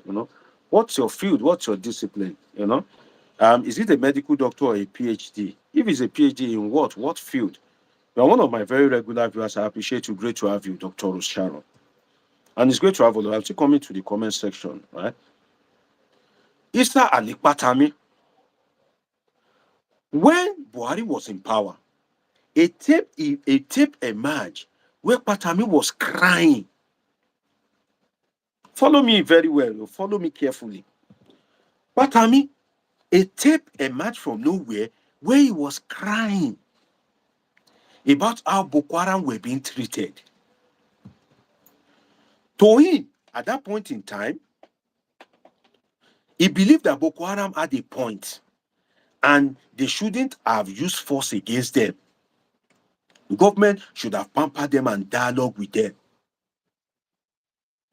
He, as an Islamic scholar in quote, was preaching more like a fundamentalist preaching.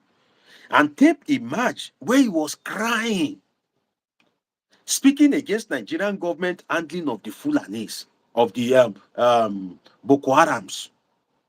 It became a big issue at that point in time that how can somebody that shares such an extremist view, how can somebody that is sympathetic to these terror guys, how can such person be a minister of the Federal Republic of Nigeria? How can such person be in terms of be in control of digital economy? How can such a person, that this person is a security risk? Do you know what happened like 2 days after? Northern governors, the governors of the North, all of them, they came up from nowhere. They went into a meeting with Buhari when that issue was at boiling point. They went into meeting with Buhari. Patami eventually served his term complete as minister. Why? Because the northern governors stood for him. Why can't Igbo stand for Nnamdi Kanu like that? So when I speak, you may not like what I'm saying, but always remember that I'm a political scientist and I don't speak in vacuum. I can give you tons and tons of examples that is coming to my head. I don't run out of examples. My regular viewers knows me. Why is it that Patami was able to serve his term? Because the northern governors, I don't know what they discussed with Buhari. Buhari left him.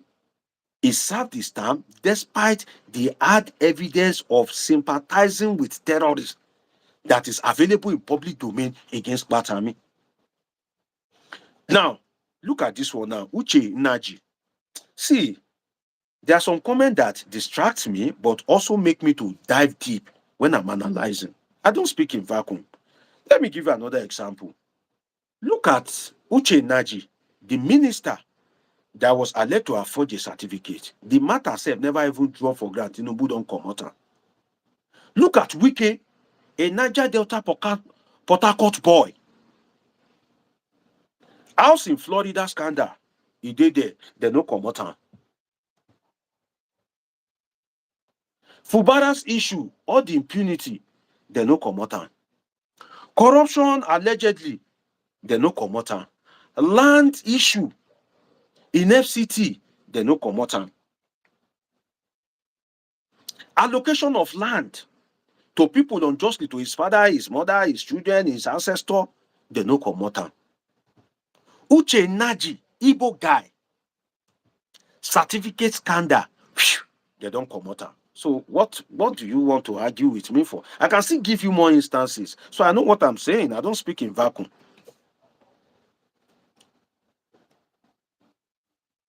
I can still give you more instances.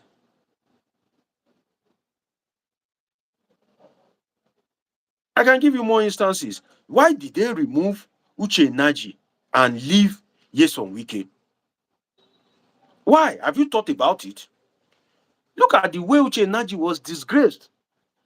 I've told you guys that Nigeria is an all-sin and no-sin country. Nothing counts as sin if you know how to play your game in Nigeria. Nothing. Everything is a sin if you don't know how to play your game or if you don't belong to the right league. Everything you do, you just sleep, God wake you up, is a sin. I've analyzed it for you guys before.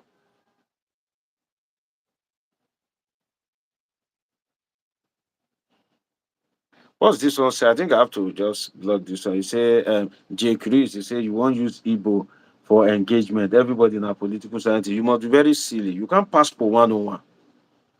You this J. Let me even isolate yourself.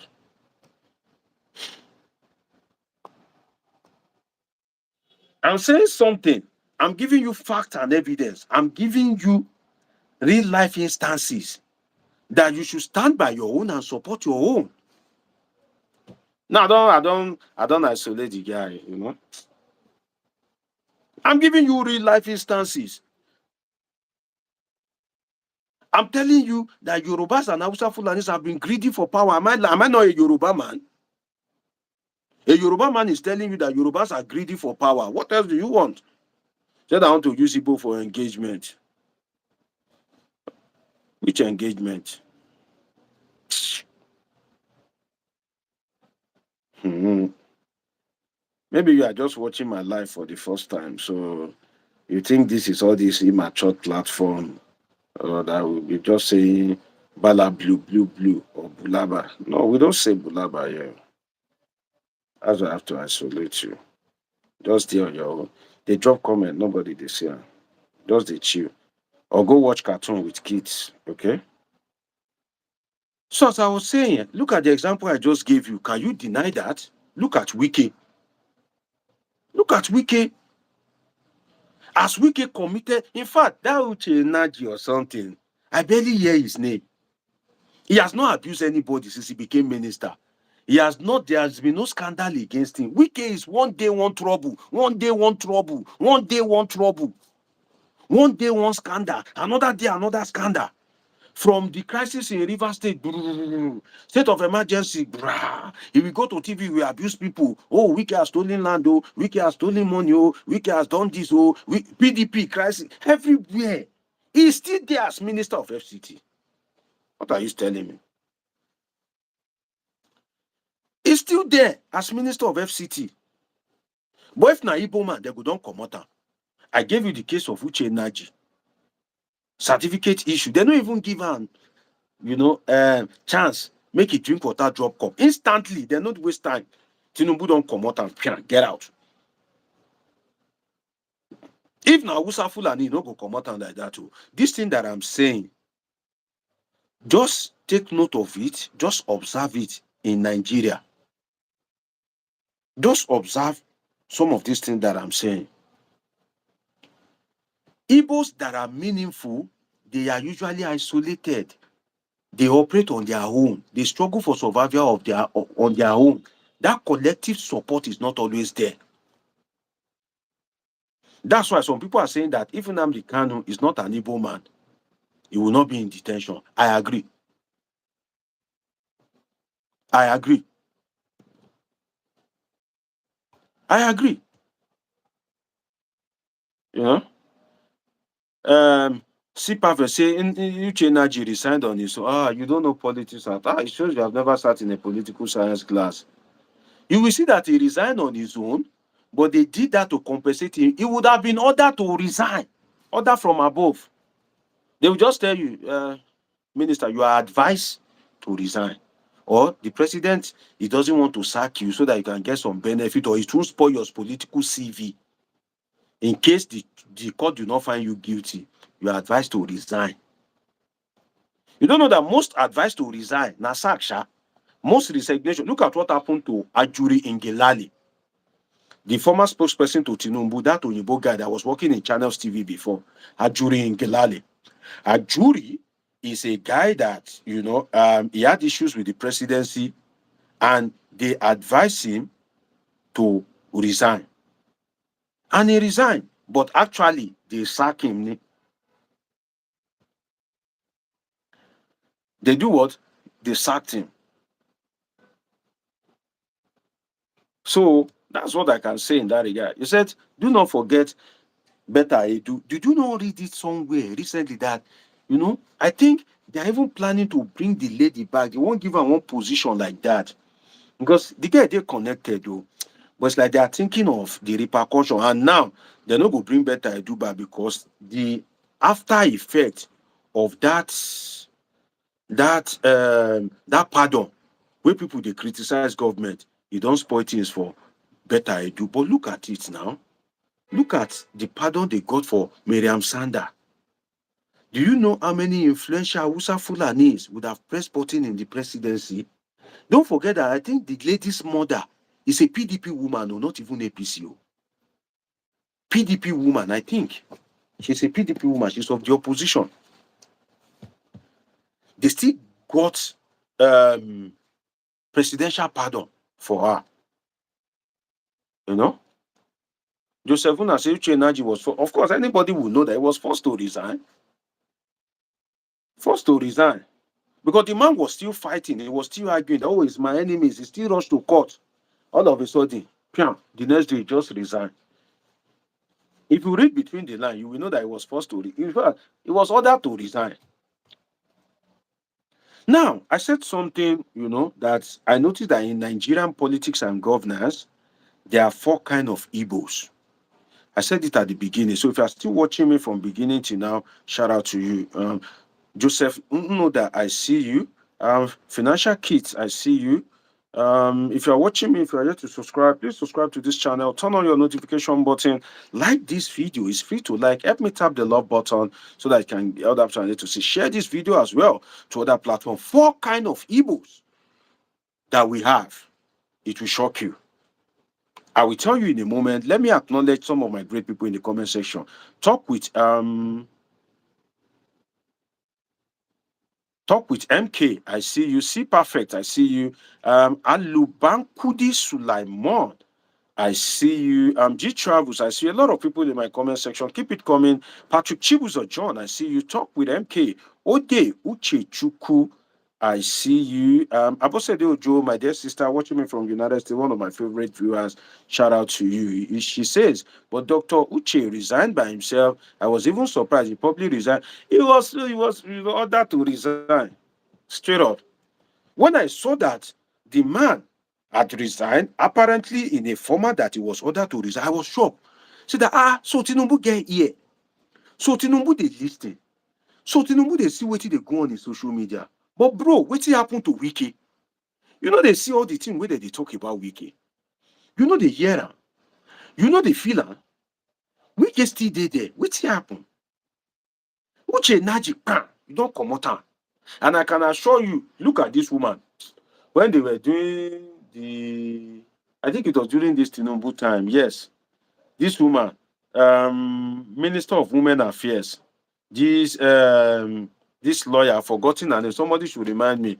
When Tinubu restructured his cabinet, this Minister of Women Affairs that was sacked, Uju Kennedy, Uju Kennedy, Uju, see the way they come out.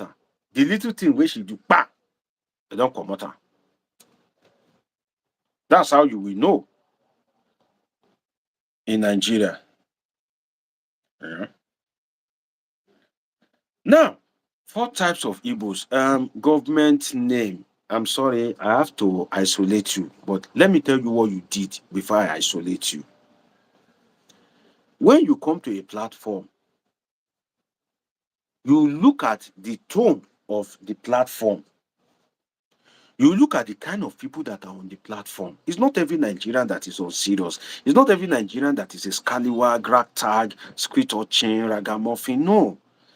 There are some Nigerians that they are serious, they are intelligent people, and those are the people I have on my platform. So you can't come to my segment section and just be typing bad head, bad head. But of all the things in this life, on the topic of Discord, you see your mates, they are contributing intelligently, they are debating among themselves. Are you not ashamed of yourself? Is that the only thing you can? You must be an illiterate. You know, your intelligence level must be -0. Your mates are on a platform contributing intelligently, debating. You can see the host on the platform. Even if you didn't see my name, that Dr. Motion, or you think it's just this, all these doctor that they purchase, honorary doctorate. No, I had my PhD in political science. So if a PhD political science is talking, you have opportunity to listen to him. You see intelligent people on the platform speaking like people that have sense. But because you lack the sense, and maybe you are a non-entity self in real life, see what you can only comment. This kind of people, I can't always help it. I will isolate you. Because I don't want this kind of people on my platform. I've isolated you. And once I isolate you, it's forever and ever. Amen. Crowd must not be too much. Even if not small people, but now very good people, now intelligent people. Like minds. If you want to constitute this, go to TikTok. You will see a lot of live stream. They will say they just they laugh, they abuse them, papa, them mama. Those are the platform meant for you. You don't come to an intelligent people's platform and what is bad at. See intelligent people, financial kids, did travel for heart, Abosede Ojo, Arimugude, Ishola Favor. Different intelligent people. They are contributing. They are talking about national politics, ethnic relations. Intelligent people.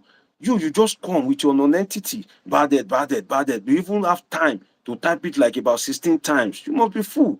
That's why I have to isolate you. I have to isolate you. My dear brother, Yola Olatunji, God bless you. So when you get to a platform, monitor the mood of the platform. Look at the kind of people there. Some people that are watching me are old enough to be my father and mother. Some people, they have PhDs as well. Some people join my platform because they are very intelligent. I have VCs watching me. I have elderly people watching me because they believe that this guy, like I say, with the flow. Do you know how many doctors, PhD holders have written me on my WhatsApp and say, I'm Dr. So and so, I'm Dr. So and so. I like your platform. I like the way it's structured. So you now come and spoil show for those kind of people. You will say, maybe you don't get OND self. Get out of here. That's how I have to put you in your place. My people, intelligent people, if you are watching me, you are here to subscribe to this channel, turn on your notification button, help me like this video. My dear people, 4 kind of Igbos. Now, let us reason intelligently. Look at the structure of Nigeria in terms of politics and governance. I didn't say in terms of business, so get me. In terms of politics and governance, and in relation to Biafra, agitation, leadership in Nigeria, there are 4 kind of Igbos. You may add to it You may add to it if you think that I didn't list it complete. But at my spare time, I was just theorizing. I was asserting. As a political scientist, I was just looking at the protests in Nnamdi Kanu, Biafra. I was remembering some things about the Civil War, some of the things I've read some time ago, the dynamics that shape the Igbo politics and leadership and governance pre-independence since the colonial era, since the days of Aba women riot. Way back, I was just looking at it and well, should I say I was using my PhD brain and I was thinking, I was asserting as regards the then, and I looked at it that this thing of Nnamdi Kanu points to four kind of Igbos. I spoke about the low turnout. Four kind of Igbos, and I will list them for you, then I will explain. Number one, the pro-Kanu Igbos, who are also the pro-Biafra. Pro-Kanu and pro-Biafra. Number two, the pro-Obi and Igbo presidency. Number two, the pro-Obi and Igbo presidency. Number three, the pro-existing system, which is the Igbos that are pro-Nigeria. The pro-existing system, the Igbos that like the existing system, that are, in support of the existing system. And I will give you sample of those kind of Igbos. The fourth one is those who just want to live and survive. Those who just want to live and survive. Some of those people can be categorized as the business-oriented Igbos. There are some Igbos that they don't care whether Obi is the president, whether there's Biafra, they just want to live and survive. Four. Now, let me now break it down for you. Take note of those four, because the next point that I will move to after that, if you don't understand these four, you will be lost in the next point that I will be moving into after explaining the four briefly. Of course, financial kit after the live stream, the recorded version is always there. Go to my channel. You see my past live videos there. You can always catch up with it. Financial kit. Alubankudi Sulaiman say, don't allow people who do not have value to. My dear brother, Nigerians do that a lot. They do that a whole lot. If you are not careful, they will just spoil your platform. Your platform will be full of rag tags. So because you want views, does that mean you should have rag tag as viewer? No. Any viewers that I have, I'm contented with it. That's why even if Asorok watch me, they may not like me. But to be able to fault what I'm saying in this field that I'm in, they go try. They may not like me. It's okay. But for them to fault some of my assertions for this political science where I study, they go try. So I don't just speak because I want to speak. Now, fourth kind of Igbos, my dear people. Let's stay focused. Four kind of Igbos. The pro-Kanu and pro-Biafra Igbos. The Igbos that they want, they love Kanu. They believe in what Kanu is saying. They think he has a point. And why do they believe in what Kanu is saying? Because what Kanu is preaching is manifesting around them. They are seeing it every day. It's just like when Ken Saro-Wiwa of Ogoniland in the Niger Delta, when he was agitating, a lot of people in the Niger Delta believed him because what he was saying, they were seeing it around them. In Nnamdi Kanu, we talk of ethnic bias. Is there no ethnic bias? In Nnamdi Kanu, we talk of inequality. Is there no inequality? Why does the Igbos have 5 states and other regions have 6 states? Is there no inequality? So some of the things that Kanu is saying, they are seeing it. They've heard stories of Biafra war from their father. They've heard stories of the civil war from their mother. They've seen the marks of the civil war on their parents. Their parents told them about the Aburi Accord between Gowon and Ojukwu and how it failed and how it led to civil war. They've heard stories of starvation in the southeast at that point in time when the civil war was fought. These people, they now grow up. When they grew up and Nnamdi Kanu emerged, that is repeating the story that their parents have told them, and they are seeing the manifestation in their society. Those Igbos, there's nothing you will tell them. They are pro-Biafra. The only thing that makes sense to them, based on the life that they have lived, the only way they feel they can get justice and equity is for Biafra to emerge. Those Igbos are the ones that I call pro-Biafra. Or if you like, pro-Nnamdi Kanu. You can see that as I'm saying it now, it looks like a mini lecture of some sort. Now, those people, I call them the pro-Biafra or the pro-Nnamdi Kanu. These are the people that they eat Biafra, they sleep Biafra, they think Biafra. They believe that the only solution is for Biafra to emerge. They've seen the scars of Biafra on their parents. The discrimination that allegedly occurred then is still happening now, and they are seeing it. And all what Nnamdi Kanu is saying is complementing what their parents, what their grandparents had told them. So they have come up with a summation in their mind that the only thing that can give them succumb is what? For Biafra to emerge. That is number one. Now, number two, the pro-Igbo, the pro-Obi, or those that want Igbo presidency. These are people that they believe that Igbos can survive within the structure of Nigeria, but Igbos should be given their rightful place as well. They believe, you see, Financial Kid said, I have a customer who is a pro-Biafra. He constantly talks about Biafra. You see, that's why I love some, intelligent people on my platform. If you have not mingled with a lot of Igbos, you won't understand that there are some people that they are pro-Biafra. There's nothing you want to say to them. They don't even want to be presidency. What they believe in is Biafra. Give them Biafra and they are fine.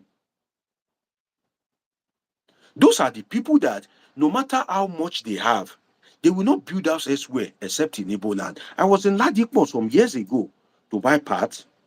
I met an Igbo man. We got talking. And me, when I meet you, if I meet you one-on-one, now, on this platform now, it don't cast. If you meet me now, you know me. You know my level of, Dr. DG, you know me, right? But if you don't know me, if I see you, I will bring myself very down to your level. No matter your level, I will bring myself very down. In fact, you will be my teacher self. You'll be talking, I'll be listening. I'll just be listening. The next thing, if I will talk, it will be a question. I will ask question. That's the way I do. That's the way I do. If I see you, if you don't know me, I will allow you to talk. You talk. If I'm to open my mouth, it will be question. Why? I want to learn from you. There's humility in knowledge. So some of you will think that, maybe Deji knows all. No, Deji doesn't know all. No. There are some things you know that I don't know, and I like to learn from people. But because some of you don't know me, if you meet me now, you don't cast. You're like, Dr. Deji don't. So the man, we got talking. We now spoke about Biafra. The man said that it is like a culture among Igbo people. I don't believe it is every Igbo people, but he said it is like a culture that after Biafra, before you build house in anywhere you are in Nigeria, you must first build house in Igbo land first. That Biafra issue taught them a lesson. You see, in anything you do in life, I beg you in the name of God, seek knowledge. Seek knowledge. It's not just to watch film. Season 1, Season 2, Season 3, Season 4, you've not learned anything. Part 1, Part 2, Part 3, Part 4, Part 5, Part 10, Part 20, you watch everything. Some people do not have patience to watch analysis of 1 hour. But put season film, they will watch it till they break. What has that given you? Knowledge is very important. My sister Linda Madu, I see you, Linda Madu. I almost missed your hi. One of my regular viewers, Linda Madu, I see you. My dear sister Ishola Favor, I see you. Chichi, I see you. Victor Adebayo, one of my regular viewers, great to have you. Talk with MK, I see you. Chichi, I see you. You see now, people are testifying to what I'm saying. Chichi says, yes, my grandparents were living in Lagos and had to flee with my mom and her brother. Please, anything you do, I beg you, you can watch movie, but the seek knowledge small, small. Small, small. It's very important. Some of you don't know. As I am, I still seek knowledge. I don't joke. In fact, should I tell you, should I shock you? I was watching a movie on Netflix for maybe like a month ago. I watched the movie reach half. Till now, I'm yet to complete the movie because I'm either reading, researching, asserting, theorizing, professing, or analyzing. Knowledge is a bank. Knowledge na bank. When you need it, you bring it out. So it's not just all about movie. Please seek some knowledge. This thing that I'm saying, I wasn't taught in class. It was that man that told me. Nobody, I've sat in history class since my secondary school days. My history teacher will be crying when he's talking about slave trade. Elderly man, he will be crying. And I was a young boy then in SS1 or SS2.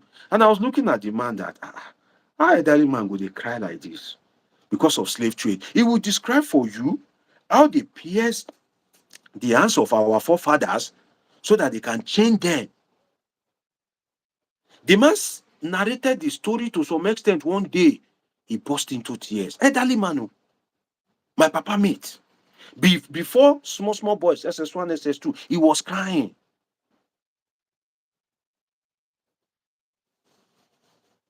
So me that have been listening to history since secondary school, somebody that is maybe a science student that have not sat down in history class, I will say something. Somebody that used all his life to watch movie, you come and say, you are lying. That's an insult. You go and verify what I'm saying first.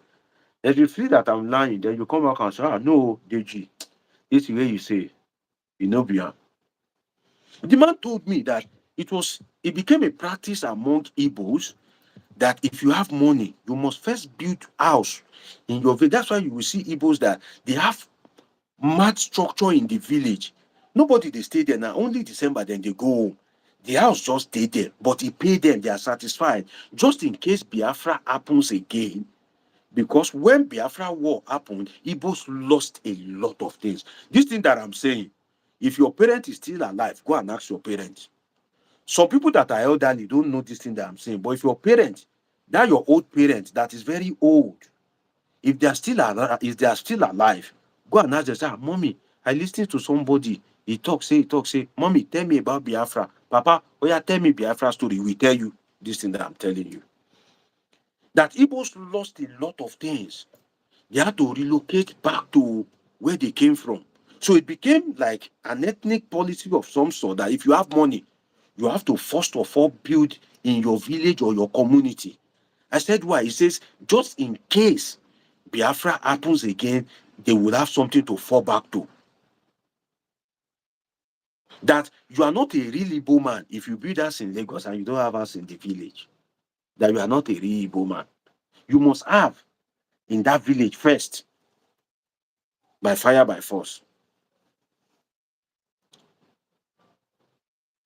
Lava Shark, says I said something. Yes, the WhatsApp line +55139966666361. +55139966666361. Say hi to me on WhatsApp. I would send you the link and you'll be live with me via video call to share your contribution. +55139966666361. +55139966666361. Augustine Nwankwo, I see you. Leoma Enterprise say, yes, it's true. Igbo make it mandatory to build at home. This thing they didn't teach me in class. Now, Igbo, everywhere I go in my life, I seek knowledge. Everywhere, anytime, any day, I seek knowledge. The Igbo man, he tell me this thing. I wasn't taught in history class. He said that you must build house in the village. Nathaniel Bename said, this has affected me till date. Okay, I wish I can see your first comment so that I can, let me find it. What affected you till date? I can't see your other comment. Oh, Chemtrex. Chemtrex 007. Chemtrex, why you there all this while? I want to see you for my live video, Chemtrex. Chemtrex is married to a Yoruba woman. I think Chemtrex is Igbo or something like that. Chemtrex, I hope you have not divorced my Yoruba sister. If not, we'll fight to Chemtrex. How you did now? A long time, my dear brother. You know, I've met some people on this platform, although I'm yet to see them in real life. Like this, our uncle Sam Onyekwere. I'm supposed to have Sam Onyekwere on a life like this. Sam Onyekwere says Ojius Okalu is his boy. The same Ojius Okalu, big man. The same former governor of Abia, Ojius Okalu. That man, Sam Onyekwere, used to watch me live. Elderly person.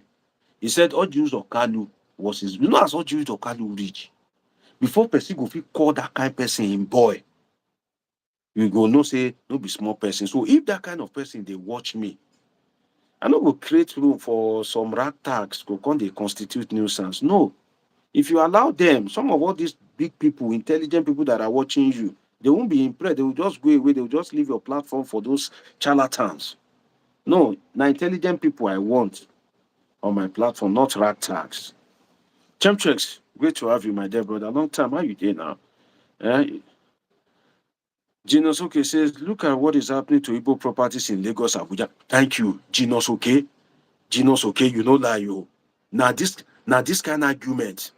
Now have they believed the man? Oh. If na Igbo land, maybe they no go destroy properties like that. Oh. See those big structures for first stack, where they just they destroy. Lagos state government, they see and when they build them, they get approval or whatever. Demolishing structure that will cost 200 million to build, 250 million to build. Now, like this kind of thing, now they make the Igbo say, no, you must first build in the village. So there are some people that they are pro-Biafra. There's nothing you can tell them.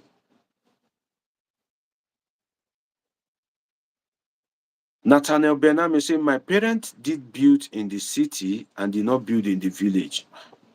Shout out to your parents there, no. But in Nigeria, no happen to them. Oh. I hope they didn't build in first action. Maybe they've even marked it for demolition. I hope it's not in first act. Now, the pro-Obi or Igbo presidency, that's the number two. That's the number two. Now I gave you number one. Now the number two. If you are just joining, you've missed a bit. I'm sorry. Maybe you reverse it back a bit. I was on a line before you joined, and the number two is the pro-Obi or Igbo presidency. These are people that they believe that Igbos can still exist in Nigeria. There are some people that they believe that Igbos will make things happen for themselves if they can gain access to power. That Nigeria operates a semi or outright nepotistic system in such a way that how you will enjoy and what you will enjoy as an ethnic group depends on who is in power. How you will enjoy and what you will enjoy as an ethnic group depends on who is in power. So if your ethnic man or woman is in power, you will enjoy more. These kind of people, they are pro-Obi or pro-Igbo presidency. They believe that if an Igbo man too becomes the president, as Tinubu, they favor his own. Igbo man too go do something to favor in people. As Buhari favor his own, Igbo man too go do some things to favor in people. Those are the pro-Biafra. I'm sorry, the pro-Igbo presidency. That's the second kind of Igbos. Don't forget, the first one is the pro-Kanu and pro-Biafra. The second one is the pro-Obi and Igbo presidency.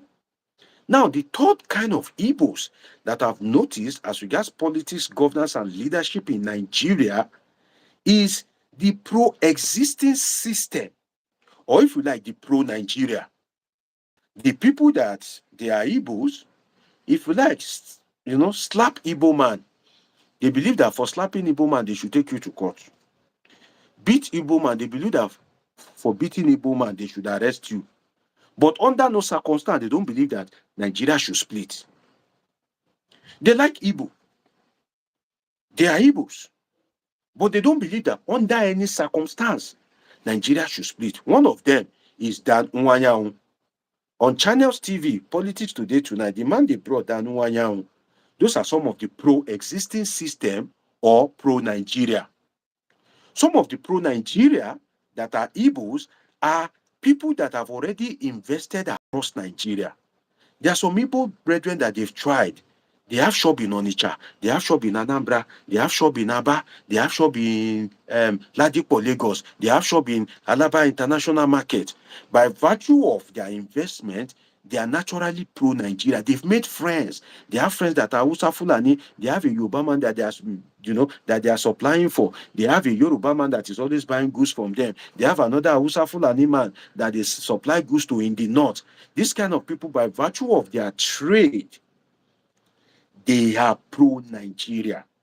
Now, I've given you instance. There are some people that are naturally pro-Nigeria that they believe that if you do anything against Igbo, you should have your day in court. There are people that they are pro-Nigeria because of the virtue of their business. It's under 3 subcategories. The third subcategory under the pro-Nigeria is the politicians. The politicians that are profiting from the status quo of Nigeria, that they have find their way to the leadership position in Nigeria, rightly or wrongly. This group of politicians are pro-Nigeria. There's nothing you want to tell us Jews or Kanu today. He has a newspaper company, he has become a former governor, he's a senator. There's nothing you want to tell him. He will be pro-Nigeria. There's nothing you want to tell Opus Odima, the chairman of the Progressive Governors Forum, governor of Imo State. He will be pro-Nigeria. There's nothing you want to tell Alex Oti. There's nothing you want to tell Chukwuma Soludo.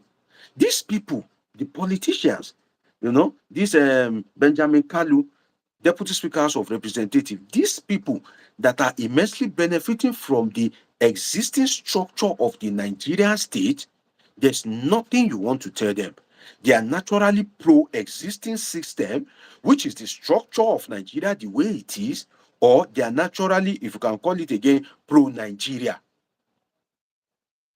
There's nothing you want to tell those people. They are pro-Nigeria. Now, don't forget, the first category is the pro-Kanu and pro-Biafra.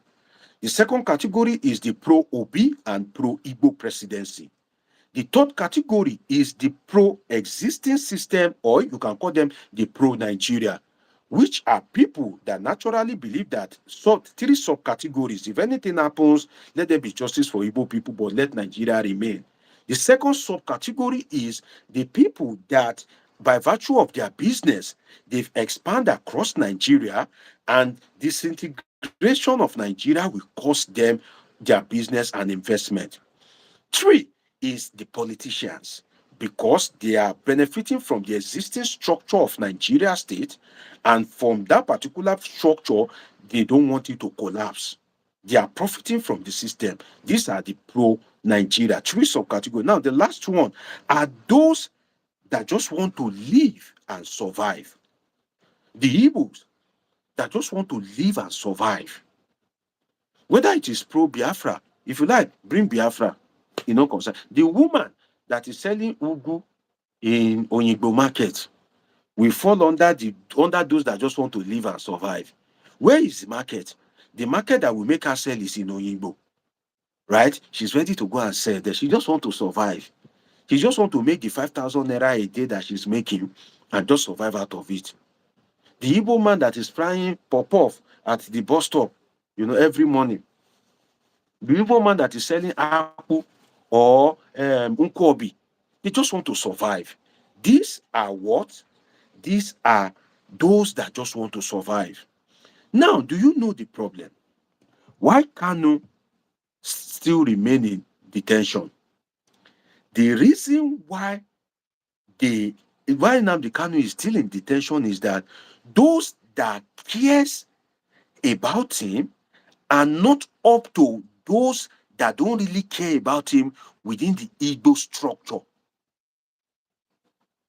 Within the Igbo ethnic structure, I've given you 4 categories. The category 1, which is the pro-Biafra and pro-Kanu, if you sum the category 2, category 3, category 4, if you sum them together, they are more than the category 1, which are pro-Kanu and pro-Biafra. Don't forget, Another people that just want, or another people that force into the pro-existing system that I failed to, I didn't remember to list, is people that have connected by intertribal marriage. Igbo lady will marry Yoruba man, it will naturally fall under the pro-existing system or pro-Nigeria. Chioma will marry Davido, and Davido they take care of her. If you ask Chioma and her family, they will fall under the pro-Nigeria because of the circumstance of intertribal marriage. And Davido they treat her well. You see, as Chioma they shine. By that virtue, they will fall under what? The pro-Nigeria. This, the wife of Gbadebo Rose-Vivour, the Labour Party governorship candidate in the 2023 election, she will naturally be pro-Nigeria because she doesn't want to be receiving visa before she can visit her husband. Now, why is Nnamdi Kanu still in detention? The people, these three other structures, the I call them the pro-Obi or Igbo presidency, the pro-existing system, and those who just want to live and survive, they are more than the pro-Kanu and pro-Biafra. And why is Nnamdi Kanu still in detention? The people that can fight for his release, the people that can secure his release, who happens to be the political elite of Nigeria, they are under category 3, the pro-existing system and pro-Nigeria. Chioma dey shine now. I see you. Georgina Wellman, say how you know say Chioma dey shine? Shey so Chioma be before we marry her. You don't see us, my brother David carry and go ATL, Atlanta. See us, you better go and give your sisters to Yoruba man. All the Igbos wey dey this platform, now never look me say Deji, can't take my sister. Very stingy people. Now no look me say Deji, I get one beautiful sister for you. I dey like your analysis. Oh yeah, take this, my sister. Maybe we take and connect. You go see them, they go silent now. They will go hide themselves. And they see their comments since now they no go comment too. They'll go hide themselves so that I won't point to them. So yeah, you. Now your sister I want. You go see the Igbos now. They many they no go comment now. So that I no go fit point to them. Say you. Now your sister I want. Mande Daniela. I be you be Igbo lady. Make I put leg on you like they used to do in the olden days. Which means that you are now mine. Yeah, you know, King in the olden days, they used to chop like they'll just look at a beautiful lady, they'll say, Motik Besele, which means that you are now mine. No, so where you they laugh. Provide your sister, come and bless me, brother. Or don't I deserve to be blessed? 16 Joe Bossa, you say I no go give. You no go give me Joe Bossa. Sincerely, it's good to be detribalized, I swear. I can't cope with tribalism. I hate it. I hate it. Why will I'll just hate Igbo people? They won't do me anything. You, Igbo man, if you offend me personally, I will deal with you personally. As a human being, not as Igbo. No. When I was doing my NYSC, in Kano that year, my Oga and Hausa man, Oga Aliu. Oga Aliu is one of the best Hausa Fulanis I've ever seen in my life. Oga Aliu, oh my God. Very down to earth, his orientation, the way he operates. So tribalism is, no, I don't like it. No, God forbid.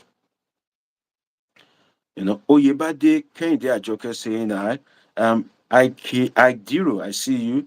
Nwa Leke Elin, he says, I will give you my devoted sister. Her name is Osinachi, you see? Joe Bosa, you see your life? Joe, you see your life? You say you not go give me. See, now they only give me wife. And I say before I finish this life now, they'll give me like 10. They'll give me I go look you, Joe Bosa, still dash you. Say, my guy, come, you don't want to give me. Come, make I show you love, make I give you. Out of the essence that they've given me. Joe Bosa said, I was born in Lagos, but when I came back in 1970, I saw the big. That's why I was very sad when I saw the game that the Tinubu people were playing in Lagos. And I did an analysis and I said that this thing that you are doing, you may win the presidency, you may stay in power, but the kids are watching. How will it feel for a small Yoruba boy to believe that all the problem that he has is an Igbo man? No. I've met some good Igbo people. While I was in secondary school, I have friends that are Igbos like 10. We've never for one day remember whether I'm Yoruba or they are Igbo or something. Sometimes when you think about what Nigeria has become, how they have divided us, you will cry. I swear. It's sad. It's sad. Very sad. Very sad. Politicians are doing anything just to remain in power. It's sad. Okay, now you said Igbos are the problem of Lagos. Igbos are the problem. Okay, yes, you go do 8 years, 2031, you go come out there. But the seed of the discourse that you've sown among the Igbos and Yorubas in Lagos will live to the next generation. And if you are not lucky, God forbid that your case be like Buhari, after you serve presidency finish, 2 years, you can't die. But you have already sown a bad seed. Let me give you an example. Muhammadu Buhari, before he became president, people usually trust Hausa Fulanis. They appoint them as Megad. They give them all these petty jobs. Whether you are Igbo, whether you are Niger Delta, whether you are Edo, they trust the Hausa Fulanis in their community. But when Buhari came with his extreme nepotism, with his water resources bill, with unchecking the activities of the murderous Fulani herdsmen, other ethnic groups became conscious. They are now reluctant to allow themselves to mingle with these Hausa Fulani people. Unfortunately, the poor Hausa Fulanis that are benefiting from the magnanimity of other ethnic groups, they are the ones suffering it. The Buhari that caused it, he is dead now, he's in the grave. Sad. Some of you will testify to it. Before Buhari came, you trust Hausa Fulani people a lot. They will even tell you that, they are the best to employ as security men, as Megad. They will tell you. But when Buhari came with his nepotism, some of them that have them as Megad, they had to fire them. That, make I quickly sack this guy. May not be saying, no go go yamu to me for midnight. That's why you must not support nepotism or ethnocentrism. What is ethnocentrism? Judging your culture with another man's culture. Ethnocentrism. I can speak about this thing from now till tomorrow. I'm a political scientist, but let's just move forward. If I tell you about the ethnic cordialness in Nigeria at independence, in fact, it was the Yorubas and the Hausa Fulani, the Yorubas and the Igbos that were confident of independence. The Hausa Fulanis, as at that time, they were reluctant that don't add us because these people will cheat us, we can't. So that's some mystery that I don't like to, don't let me go into. Let's just proceed. Before you know it, all this Uthman and Fodio, through Quran. But what Nigeria has become today is very, very sad. I can tell you that. Chalk.ng, I see you. Kenny Onyama, I see you. Adeleke Tolani, I see you. If you're watching me, you are yet to subscribe, please click the subscribe button. Help me like this video. Press the like button. It's free to like this video. Help me tap the love button. It's free to tap it. You can tap it as much as you want. It's a good exercise for your finger. Atro TV, I see you. Great to have all of you. The number to call on WhatsApp if you want to contribute, +55 139966666361 +55 139966666361. Olaniyi Meshioye, I see you. Great to have you. Great to have all of you. A lot of people. Georgina Wellman, it says that some of us want Biafra as a way of ensuring justice the Igbo, we also have existing relationship with Yorubas and other ethnic group. Make sure you say your unbiased analysis is developing my interest in your program. And Joseph Nona says, Doctor, those people in your category 4 are mostly pro-Biafra, but they are silent. Those are ones without voice to speak out. Okay, Joseph Nona is making that assertion. Okay, great to have all of you. Victor Adebayo, I Dairo, I see you. Nate Opel, I see you. Oyebade Kende Ajoke, I see you. Unwaleke Ellie, so I see you. Mendel Daniela, I see you. Alubankudi Sulaiman, great to have all of you on a day like this. Tell me where you are watching me from. Ayobdeji Oluwafemi, I see you. Great to have all of you. So these people are people that these 4 categories, the other 3 categories, are the ones that are many among the Igbos. Now, Kanu's greatest problem is that number 3. And it's not just number 3 sub 3. You know, I gave you number 3, then I divided it into 3 subsets, right? I divided it into 3 subsets. It is the 3rd subset that are the problem of Nnamdi Kanu, which is the politicians that are benefiting from the existing structure. They are the ones that will fight for him, but they won't do it because they know that some politicians know that the day Kanu is released, their re-election is threatened. There are some politicians that they know that the day Kanu is released, there are some politicians that they cannot command the street credibility that Kanu commands. If I don't want to mention some governors, I don't want to embarrass them. There are some governors that if they are going on this lane, they remove their head from the roof of the car and wave to people. Then Nnamdi Kanu comes immediately and is on the other lane. People will start abandoning the governor and go to Nnamdi Kanu's lane. They will not only go there, they will be shouting Kanu, Kanu. They will now disgrace the governor in such a way that they'll be saying, Holy, holy, holy, Nnamdi Kanu, who is another say, holy, holy. Igbos, nafi compose. Eh? Holy, holy, holy, Nnamdi Kanu is another holy, holy, holy, holy. Now, so they go to sing to the embarrassment of the governor. There are some governors that, if in their state, if they say people go this way, if Nnamdi Kanu is released and they say no, go this way, they know that people will go the way of Nnamdi Kanu. This kind of people, they are threatened by the existence of Nnamdi Kanu. So they don't want him to be released. They want him to be in detention for as long as possible, because now that in detention, now in they secure their own position. Get that right. Kanu's detention is the security of their own position.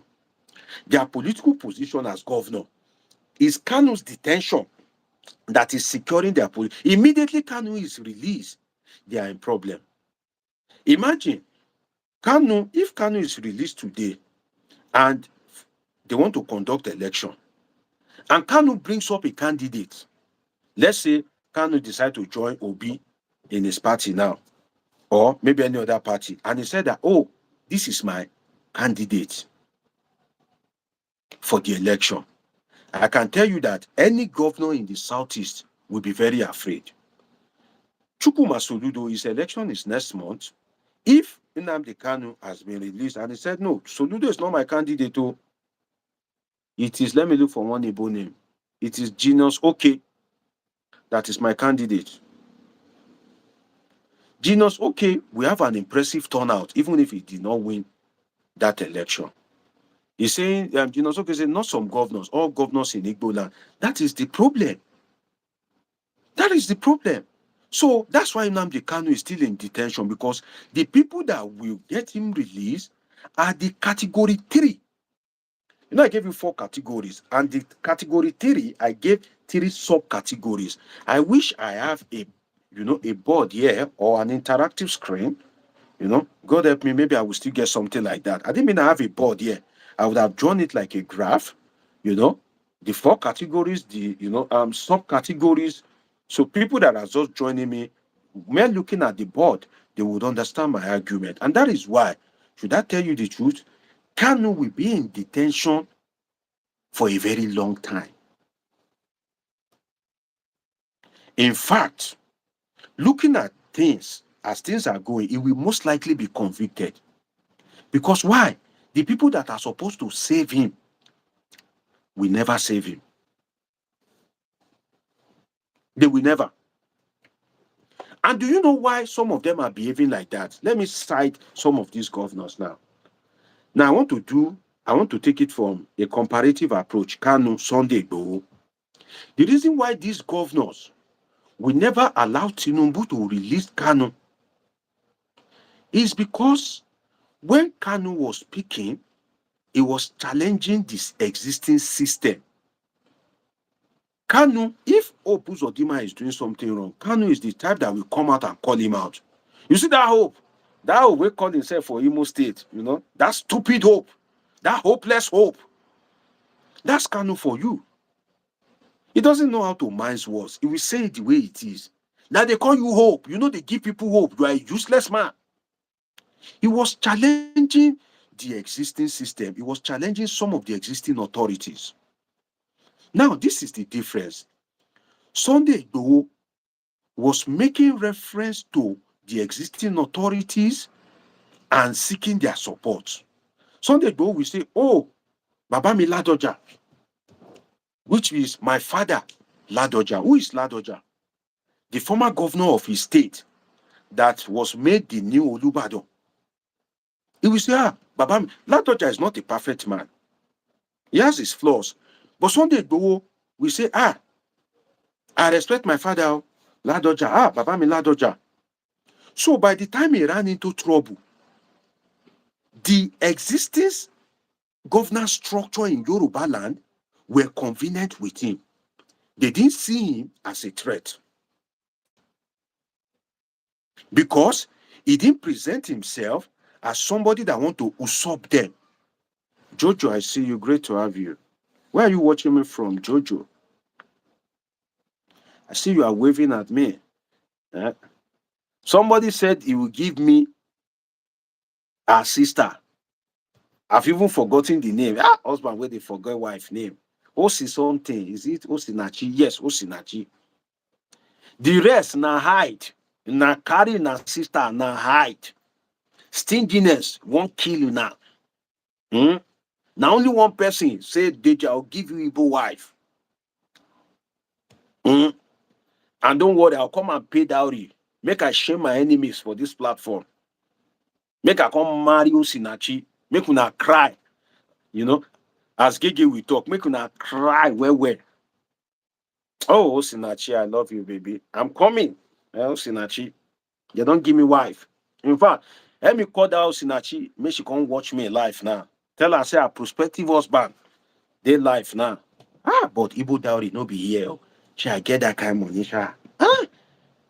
Igbo marriage, Igbo burial, no be here. Because now, if you tell me, man, go bring $1 million, so now no keep person. I'm capable. I don't get $1 million, but I'm capable. God will help me. Yeah, and if I don't fit pay the dowry, I go come meet you now here. Oh yeah, fundraising. You want to go and marry you. Great to have all of you. Pamela, my dear sister, one of my regular viewers, shout out to you. And I usually know my regular viewers. Shout out to you, Pamela. How have you been? How's your day? Where have you been? You come late today, Pamela, but great to have you. Great to have you, Pamela. Eminent, says giving by a brother. Okay, great to have you, Eminent. Gladys Emo says this is not true. It depends on family. Really? But what I usually know and people say is that Igbo dowry that is usually much. And I know that when they want to do burial, it's usually expensive. Maybe not every family, I don't know, sha. But the one I know, you pay because I have a friend, an Igbo lady some time ago, and the lady told me that she's an Igbo lady. She said, the guy really tried though. The guy is an Igbo guy too. He said he tried, he did everything they asked for. that he did. He really tried, you know. Great culture, you know. So these people, they were not convenient with Nnamdi Kanu. They saw him as a threat. And that is why when Buhari was able to hold Nnamdi Kanu, in their head, they are like, never again will you see the light of the day. By the time you will see the light of the day, you would have grown, you know, you would have grown old. That your bones will be weak. You won't be able to even remember Biafra again. That's why Nnamdi Kanu is still being detained. The Igbo existing structure of governance is seen him as a threat. Why is Sunday Igboho not being detained? The Yoruba structure of governance see him as one of their own. They didn't see him as a threat. That's the difference. If you want to understand why Igboho is working free and Nnamdi Kanu is not working free, I'm just giving you. I have a friend, he graduated from the University of East London, Ibrahim. Ibrahim will call me and say, DG, some of you don't understand that. Some of you don't understand that. I'm even yet to analyze self, sincerely. Some of you don't understand. Ibrahim will call me and say, DG, I know you. He will raise a topic. Then we'll now talk on phone, we talk on phone, we talk on phone. Then Ibrahim will go. It took me time to realize that Ibrahim was calling me to do analysis for him. Then he will now go and use the analysis to rock when he's outside. Shout out to him. One of my old friends, Ibrahim. He graduated from the University of East London, Business Information System. Great guy. Shout out to him. So these are the dynamics that shape Igbo and Nnamdi Kanu. If the Yoruba governance structure sees Igbo as a problem, or he had tackled the governor of Oyo State, he had called out the governor of Ogun State, he had called out the Ekiti State governor, when Buhari wanted to repatriate him from Benin Republic, he would have been successful because this governor would have made sure that they end him completely. But these governors were some of the ones that even protected him from Muhammadu Buhari.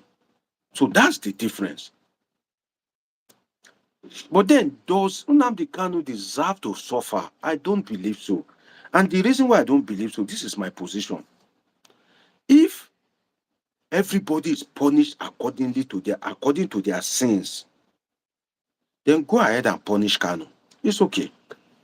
If you feel he has sinned and you pass through the judicial process, go ahead and punish him.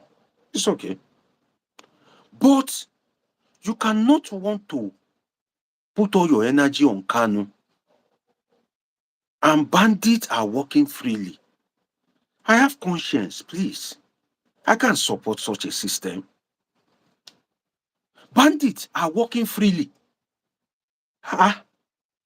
So if you are a government and you come and tell me that Nnamdi Kanu must die, and I was okay, it's okay, you want him to die, no problem. But then, I now look at you. What did you say Kanu do, sir? You say, oh, he wants Biafra. He wants, he committed treason allegedly. Okay. I'll now look at you. What is Boko Haram committing? Don't they want Islamic State? Don't Boko Haram want Islamic State? What is the difference between the person that wants Biafra and the person that wants Islamic State? Is it not the same? If you want a pure Islamic State, you want to dissolve the current governance structure of Nigeria and bring up a country that will be Islamized. So what's the difference between somebody that wants Biafra and the person that wants Islamic State? Let us stop being crazy. Let's stop being mad. Let's be fair to ourselves. Let's love ourselves. I was trained to have conscience the way my mother trained me. I have conscience. So as you are seeing me. So I will not say, oh, leave bandits, leave Boko Haram. Boya, go and buy Kanu, he must die. No. Leave Kanu, leave bandit too. It's okay. You want to kill Kanu, or you go and buy bandit too. That's how it should be. So how do you convince me? How do you convince me that Kanu must die and the bandits in Katsina State don't deserve to die? Please. How do you convince me that Kanu must be arraigned in court from one court to another? You are wasting the productive life of the man. Let's assume that Kanu is a sinner. Let's assume that he's a sinner. That, oh, he is guilty as charged. If you are watching me, please subscribe to this platform. Please, Bedu, let me restrict yourself. You know, what is give me money? Give me money. Are we your parents? Maybe, well, let me leave you, Sha. Maybe somebody will want to give you money. But if you type it too much, I will isolate you. You've typed it. You say, please give me money. If anybody is interested, they will respond to you. And now you are still typing it. I will isolate you now. So as I'm saying,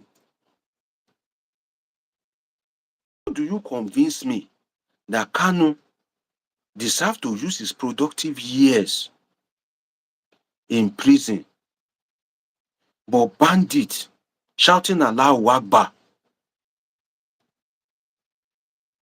deserve to walk free? You can tell me that Kanu maybe influenced people, maybe. Now, Kanu influence people, if you say so, maybe. But then, how about people that carried out the act by themselves? Boko Haram will go and invade a place, throw bomb, buy people. At the end of the day, you will sew uniform for them. You will say you are doing what? You are doing repentant Boko Haram. What kind of repentant Boko Haram are you doing that you can't do repentant Nnamdi Kanu? That's the reason why I will always call for Nnamdi Kanu's release, for justice, equity, and fairness. Every ethnic group have sinned. Hausa Fulani, they are bandits, they have sinned. You are doing peace talk with them. Sunday Igboho want Yoruba nation. You know, you forgive him. Technically, Nnamdi Kanu, forgive him too. Let the forgiveness go round. Now, I'm not talking whether Kanu is right or wrong. But I'm just saying that from the logical perspective, let the forgiveness go round. Let it go round. No ethnic group is perfect. Let it go round. Please. That's my appeal to Bola Ahmed Tinubu. You won't be there forever. Let it go round because the government took a dangerous risk. Your government, you just survive a coup plot that they plan to kill you. Do you know that if they have killed you, another person would have been sworn in, and it will shock you that Shettima them now come in and release Kanu.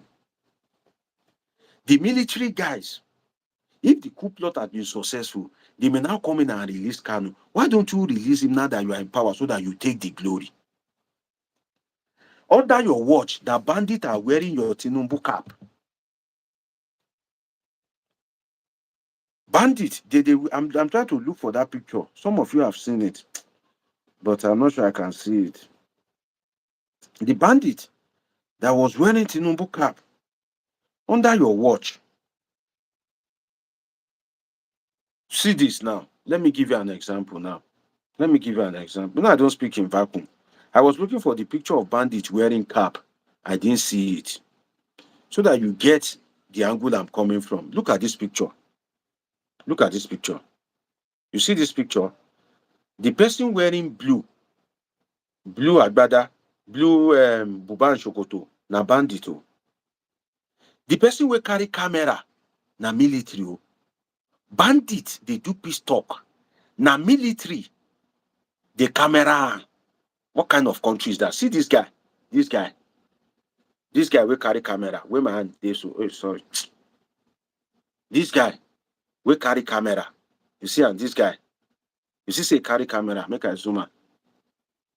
You see, say carry camera, you see, now the video, the proceeding of the peace talk, you see. Now, this guy, na bandit leader, this guy, na bandit leader, na bandit leader.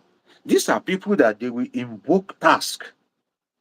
They will say, oh, before you go to farm, before you do anything, you must be paying tax to us. You forgive them. Now, let me agree that Kanu is guilty. Let me agree. For the sake of this conversation, that is guilty. If you can forgive these people, let the forgiveness go around. If you want to punish Kanu, it's okay. Carry this guy too, this weary. Carry this weary. Carry on too. Make DSS chain am. May they go back and forth from one court to another. Useless is productive life. Then, if you no release Kanu, it's none of my business. I will just look at, I go turn face like fan. That is the angle why I said Kanu deserves to be released. Because Kanu may have committed a crime, maybe, but there are people that have committed worst crimes. Worst crimes. Except we want to deceive ourselves. You know that everybody will die one day. Yeah. Lava Shark, you didn't get the number. +55 13 99 666 6361. +55 13 99 666 6361. It's very simple now. Lava Shark, get your spare phone ready. When you are ready, tell me to call the number. Type it that way, I call the number. I will call it slowly for you. You will get it. Get a pen and paper or your spare phone. Then type, oh yeah, call the number. I will call it slowly for you. You will get it. It's not that hard. +55 13 99 666 6361. So that's why I believe that Nnamdi Kanu should be not because he's guilty or not, but because your leniency, please let it go round. Pamela says, we still don't know how the case of the police about Kyari is handled. No, Kyari is still in detention. Kyari is still in detention. Abba Kyari is still in detention. He's still in detention. That famous police guy is still in detention. If you can pandit, if you can pardon people with a sniff, the greatest problem among youth now is drugs. If you can pardon those people that are ruining the life of the youth. Now, if you know they smoke one thing or the other, be big boy for some of these youngsters. If you can pardon those people, you can also pardon Nnamdi Kanu. Let the pardon go around. And the government took a dangerous risk. You just survive a coup d'etat. People are planning protest, and under your watch, the protest day came, and you were not consolatory. What do I mean by that? Across the world, if people are protest is a demand. Protest is a demand. If you are protesting, you are demanding for something from the government. You need the attention of the government. But in Nigeria, your demand will never be met. It will be met with force. But abroad, your demand will be met, or they would make you feel important. For instance, imagine this protest.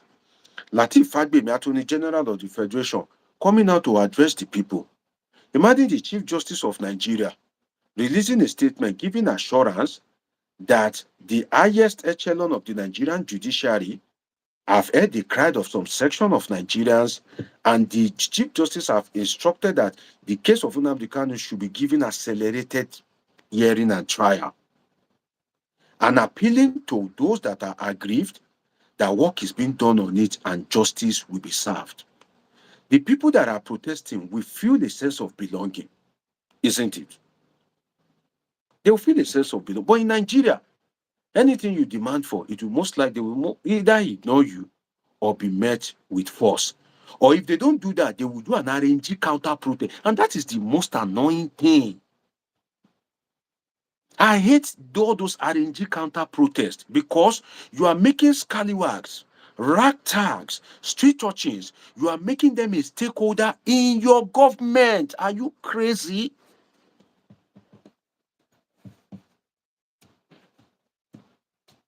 How will you make ragtags when you are inviting them to do a counter protest? You are making them, you are giving them a sense of belonging. You are introducing them to the system. You are making them feel they are part of the system. The RNG counter protest still occurred during this protest of Nnamdi Kanu, where they said that all these white coastal bus 7 just dropped some people with banners and and Nigerian flag, and they are protesting against Kanu's release. Apparently, that will be government magic. Can't you deploy other means of pacifying your citizens when they protest? It happened during NSAS too, when they go and import talks and they were wielding machete. It happened during End Bad Governance protest. So does government now lacks common sense in such a way that if people are protesting, you must go and do an RNG counter protest? And you always see people, because there's a lot of unemployment and poverty in the system. So if you need 500 people to hire now, there are people that are available for you to hire, unfortunately. So if the Attorney General or the Chief Justice have assured people, ordinary assurance alone, it may have gone a long way. When trial is long, unnecessarily long, it changed from prosecution to persecution, especially in a country that if there is a case now, a political case, 2 months, 3 months, 4 months, the Supreme Court of Nigeria delivered judgment on the local government, something that Tinubu asked them to determine. They delivered judgment within 45 days. 45 days. Determine local government autonomy. The Supreme Court delivered judgment within 45 days. Imagine that. Judgment delivered within 45 days. But when the case of Siminalayi Fubara came, the Supreme Court suddenly became deaf and dumb. This will be making people to lose interest in the judiciary. It will make people to be losing interest in the system. If there is a case now, election tribunal at the High Court, judgment will be delivered. In Nnamdi Kanu's case, we drag from one judge to another, one thing to another, one thing to another. Then the people that are sympathetic to his cause will begin to see it as persecution. Persecution will bring a mob action or a social action, if I can put it in soft tones, social action, which will be in form of protest. People in government, I don't think they understand politics and governance. Because if not, they could have seen some of these things. Because Tinubu was just lucky. That protest could have gone out of hand. And what will make that protest to go out of hand is just one death. Just one death. One. You see that tear gas that they fired? I saw a video of a guy. He was sitting on the floor. He was gasping for breath. Maybe the guy has asthma. What could have made that protest turn bloody? What could have made it to turn to another SARS is if that guy, at the heat of that protest, mistakenly died. It will change the mood of the protest. Everybody will run mad. Government will be in trouble.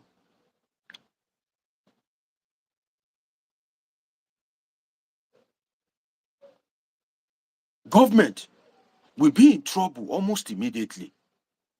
If you're watching me, if you're yet to subscribe, please subscribe to this channel. Like this video if you are yet to. Give me some like, my people. If you're watching me, you're yet to like this video, please give me a like. Like this video. It's free to like this video. Trucking NG says, because it works for them, counter protest, that's what they do all the time. Hey, it may work for them. That is for a government that doesn't care. A government that care is not about counter protest, it's about meeting the demands of the people. It's about creating circum for people that are agitated, not to win or to, do counter protest. No, what do you need? What is your problem? Why are you agitated? Oh, yeah, take. Okay, we can do this, but we won't do this. That's how government across the world do.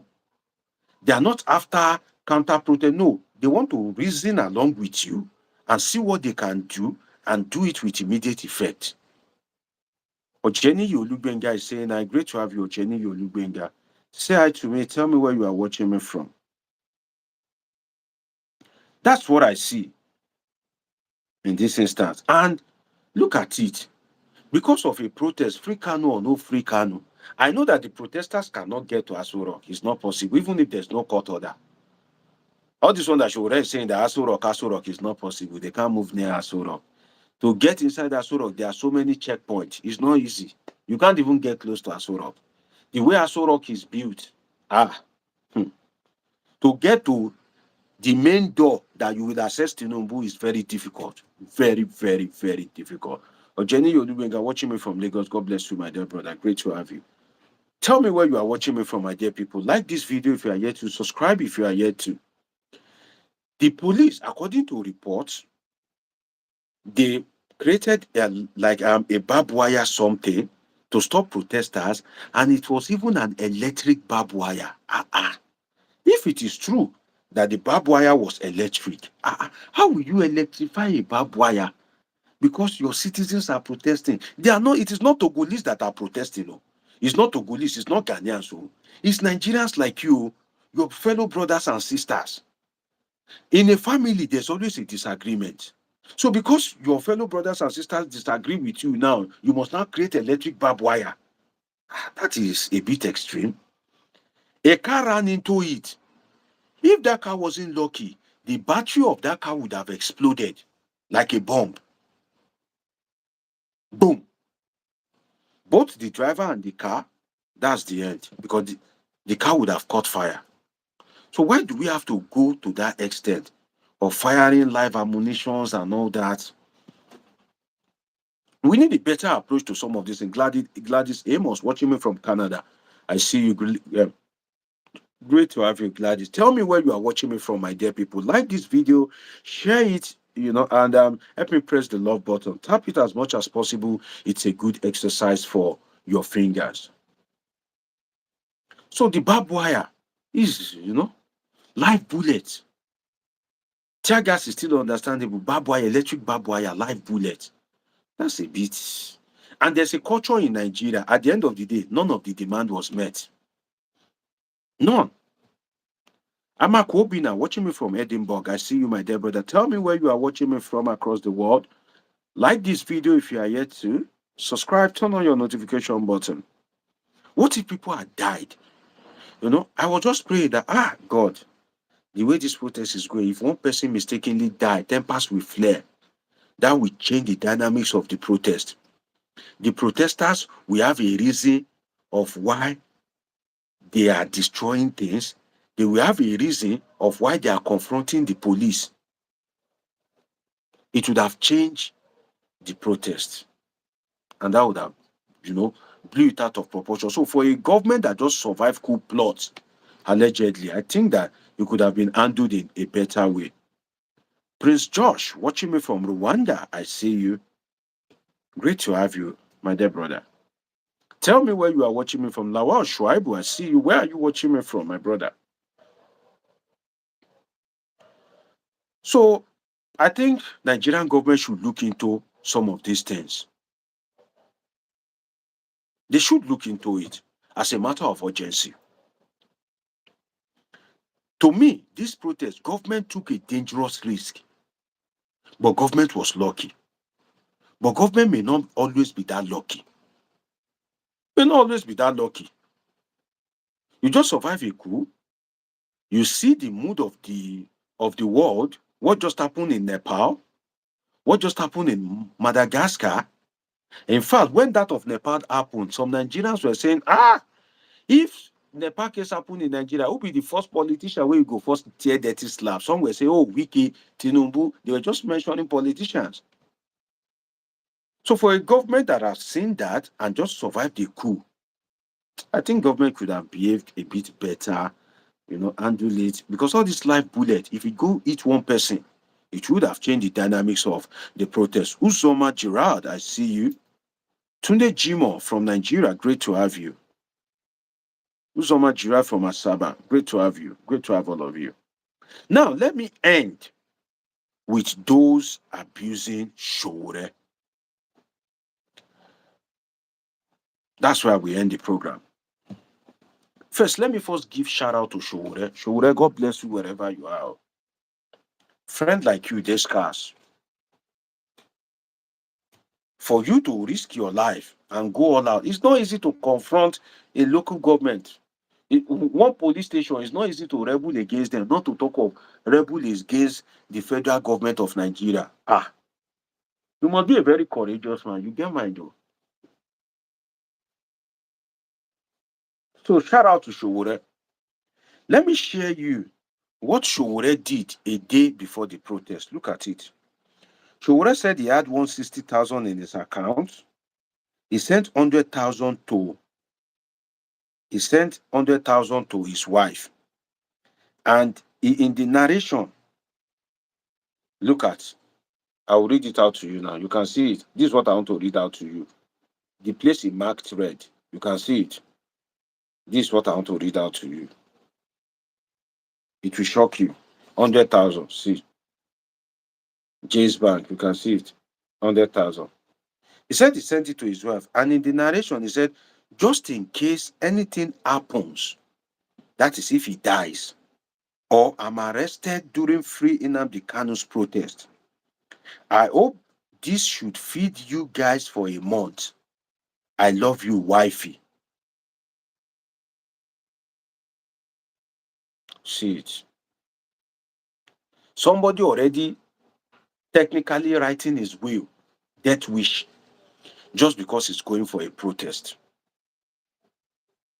So to some people that are saying, oh, she will run like Usain Bolt, she will do this, pray for you yourself to have the courage of Sowore.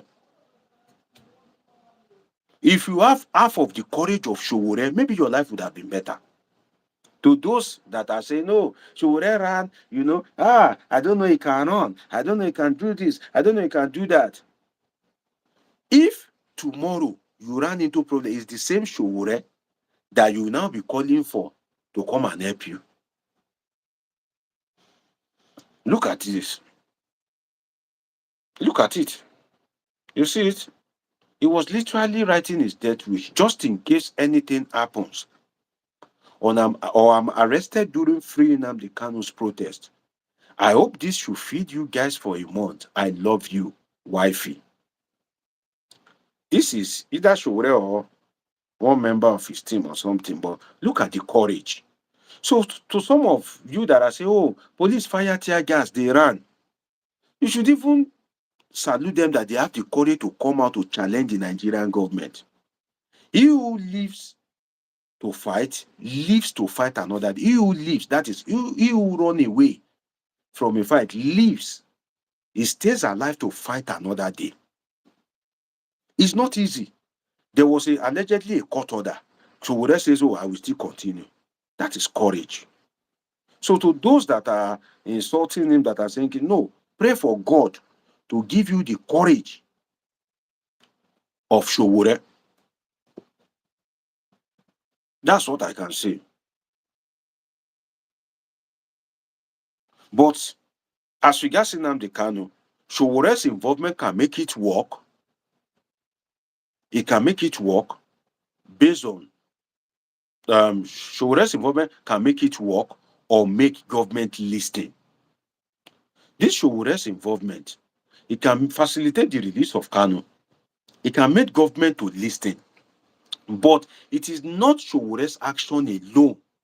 It's dependent on another thing. It is a relative thing that relies on something to derive its meaning. So Sowore's protest is more of a relative thing that needs another thing to join to it to achieve results. But Sowore's involvement can make things work for Kanu. It can. or make government to listen. I won't be surprised if the if the trial is accelerated. I won't be surprised if judgment is given in the next 2 months. For instance, they've said that they should enter defense for Kanu on the 23. The judge has given them 6 straight days. That will last till 23 to on the 29. Right? It's still October. November, December, judgment can be given on Kanu's case. Why? Sowore's action have yield results. It can also make government to listen and say they want to free him. Tell me where you are watching me from any part of the world. Igne Nwene says Wole Sowore in a lucid interview on Arise Prime Time specifically explained Kanu is in jail because he's Igbo and queried Sunday Igbo's freedom. I've already analyzed that. Maybe you join me late, my dear brother. Mohammed Aminu Bello said, I told Nnamdi Kanu's case would end before the final handwork. Okay. Alaka Hakim Bolaji said he gets very strong here. Okay. John BJ says, I think those talking back to Sowore are not intelligent and don't have eyes of the mind. I thank him so much. No, Sowore tried. It's not easy to confront an establishment. Sowore has been confronting the establishment and is still something that the Igbo brethren cannot do for their own. Sowore came out from nowhere and said, no, even if it's 2 people that come out, we should salute his courage. Say, this guy is still trying. So those that are saying that Iran, this, that they are mocking him, if you hear like bullet, stay. People that can't come out, whether it is to come and support Tinubu, they cannot come out. Whether it is to come and support Obi, they can't come out. To come and support Nnamdi Kanu, they cannot come out. To come and support anything, they will not come out. They are the people mocking him. They said he run. If they fire tear gas, wait there and be hailing the tear gas. Ozunigbo Collins, I see you. Gladys Amos says, why the Igbos could not do Sowore brought it to light. Thank you, Sowore, for this bill. See, the impact of this Sowore's protest, what I see in it is that there will be a meeting among the political elite that, see, it's because this case is dragging for long. Accelerate this trial. They may not convict Nnamdi Kanu. They may not convict him and find him guilty. I can't say. But you see that the trial will be accelerated. It will be accelerated. So if Sowore have not said anything, that's how they'll be dancing yo-yo. And the trial will go on and on. If you are watching me, you are yet to subscribe, please subscribe to this channel. Give me likes, help me like this video. Also, Nigbo College said, I feel ignorance is what is killing us. No, it's not even ignorance, it's idiocy. A man came out, a man that is supposed to be in the United States. Don't mistake me, it's not every action of Sowore that I support. For instance, when he said Tinubu is a criminal, you may not agree with me, but I think that is too far. Because if somebody has not been convicted, even if he has criminal tendencies, for the fact that he's the president, no president will want you to be calling him a criminal. If you are the president and you are a criminal, you may even, I said you are a criminal, and you are called a criminal, you may do worse than what DSS and Tinubu is doing. Wait till you become president and they call you a criminal. Then we see how you will react. So I'm not totally in support of everything Sowore is doing. No. For instance, I feel Sowore should not have joined politics.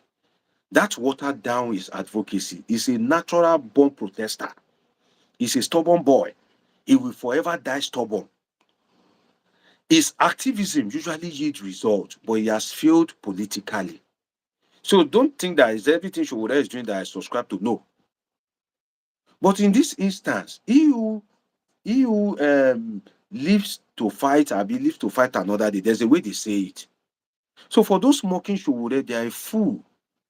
That's an act of idiocy. You should salute his courage. That he even came out. He still went to the police station. Those that they arrested, Alo Ejimako, Nnamdi Kanu's lawyer, Nnamdi Kanu's brother, he still went to the FCT police command to want to go and secure their release. They want to charge those one to court to tomorrow. He still did not leave them behind. What a courageous guy. Pray for the courage of Sowore. Then you see people that cannot talk among committee of friends. They'll be abusing it. You say, oh, he ran away, he did it, he did that. Pray that you should have 10% of the courage of Sowore. Maybe your life will be different from the way it is. Those abusing Sowore, they don't have 1% of his courage. 1%, they don't have it. 1%, they don't have it.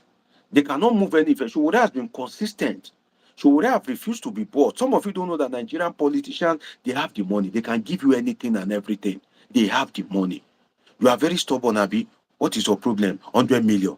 That's chicken change. What's your problem?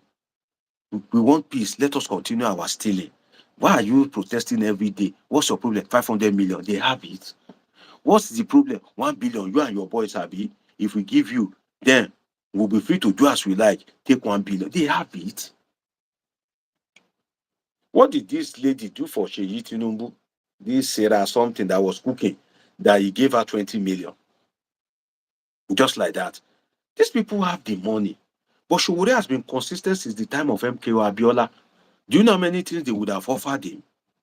Do you think that some people would not have reached out to him at the back, say, Sowore, what's your business with Kanu? Leave this guy now. Why do you like making trouble? But he still went ahead. In Nigeria, imagine we don't have a very dark man. Just imagine. We don't have a Sowore. We don't have a very dark man. We don't have such kind of people. All this wicked and co, they will finish your life. Oh.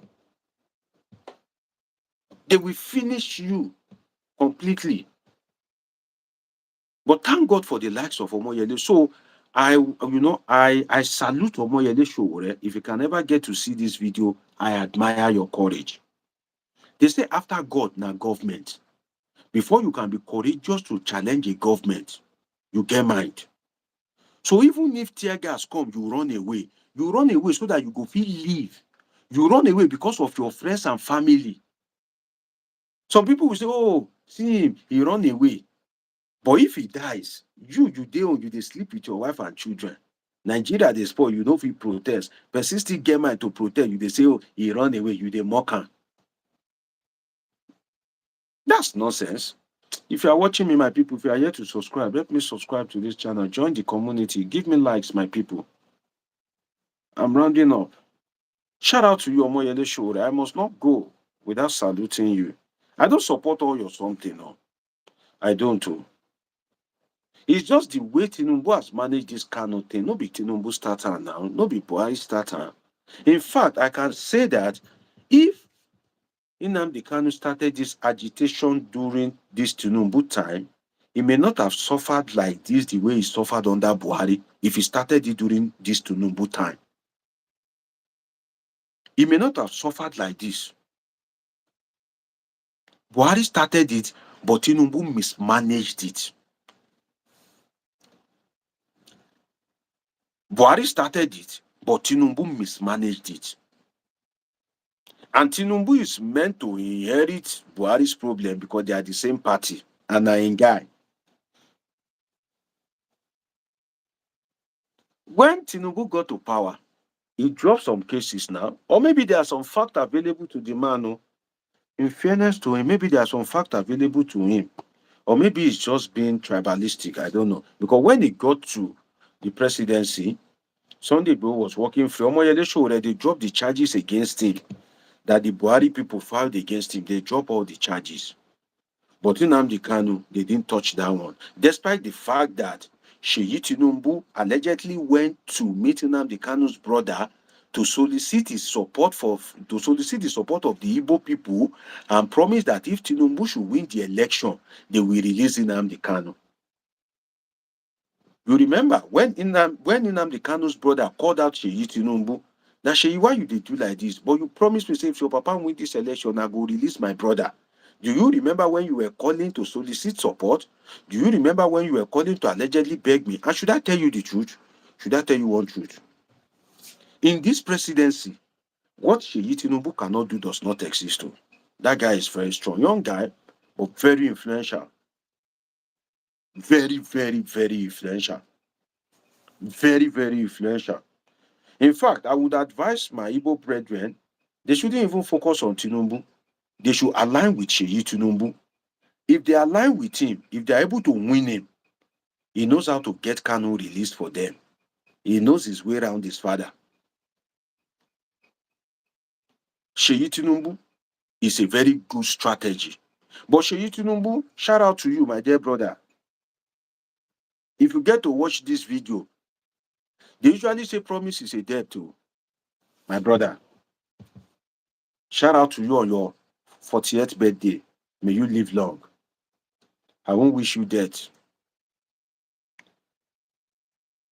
Do well for people.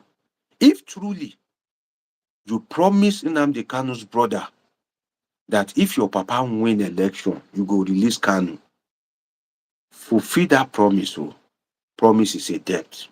If truly, you know, say Nnamdi Kanu brother talk am, say you promise am, say you dey lobby am, but when your papa win, you can't turn face like fan. If truly you promise Nnamdi Kanu's family, I know you can do it. I know. You are very influential. I know you can do it. Do it for the sake of posterity. And every promise is what? Is a debt. That's the much I can say. My dear sister from the United States, Abosede Ojo, shout out to you. Madam Bosse, did you watch me and have a break, or you've been watching me all along? I don't want to believe you've been watching me all along. Oh. I believe that you watched me, you went, and now you are back. If you say you've been watching me all along, I will fire you one question. You know, I have your number. Yeah, I will even call you, Steph, and ask you a question. So, have you been watching me all along, or you went on a break and you come back? But shout out to you anyway, one of my regular viewers, Apostle Ojo, watching me from the United States. God bless you, man. Great to have you here. Christopher, okay, let me read Apostle Ojo's comments first. Then Juma suggested this.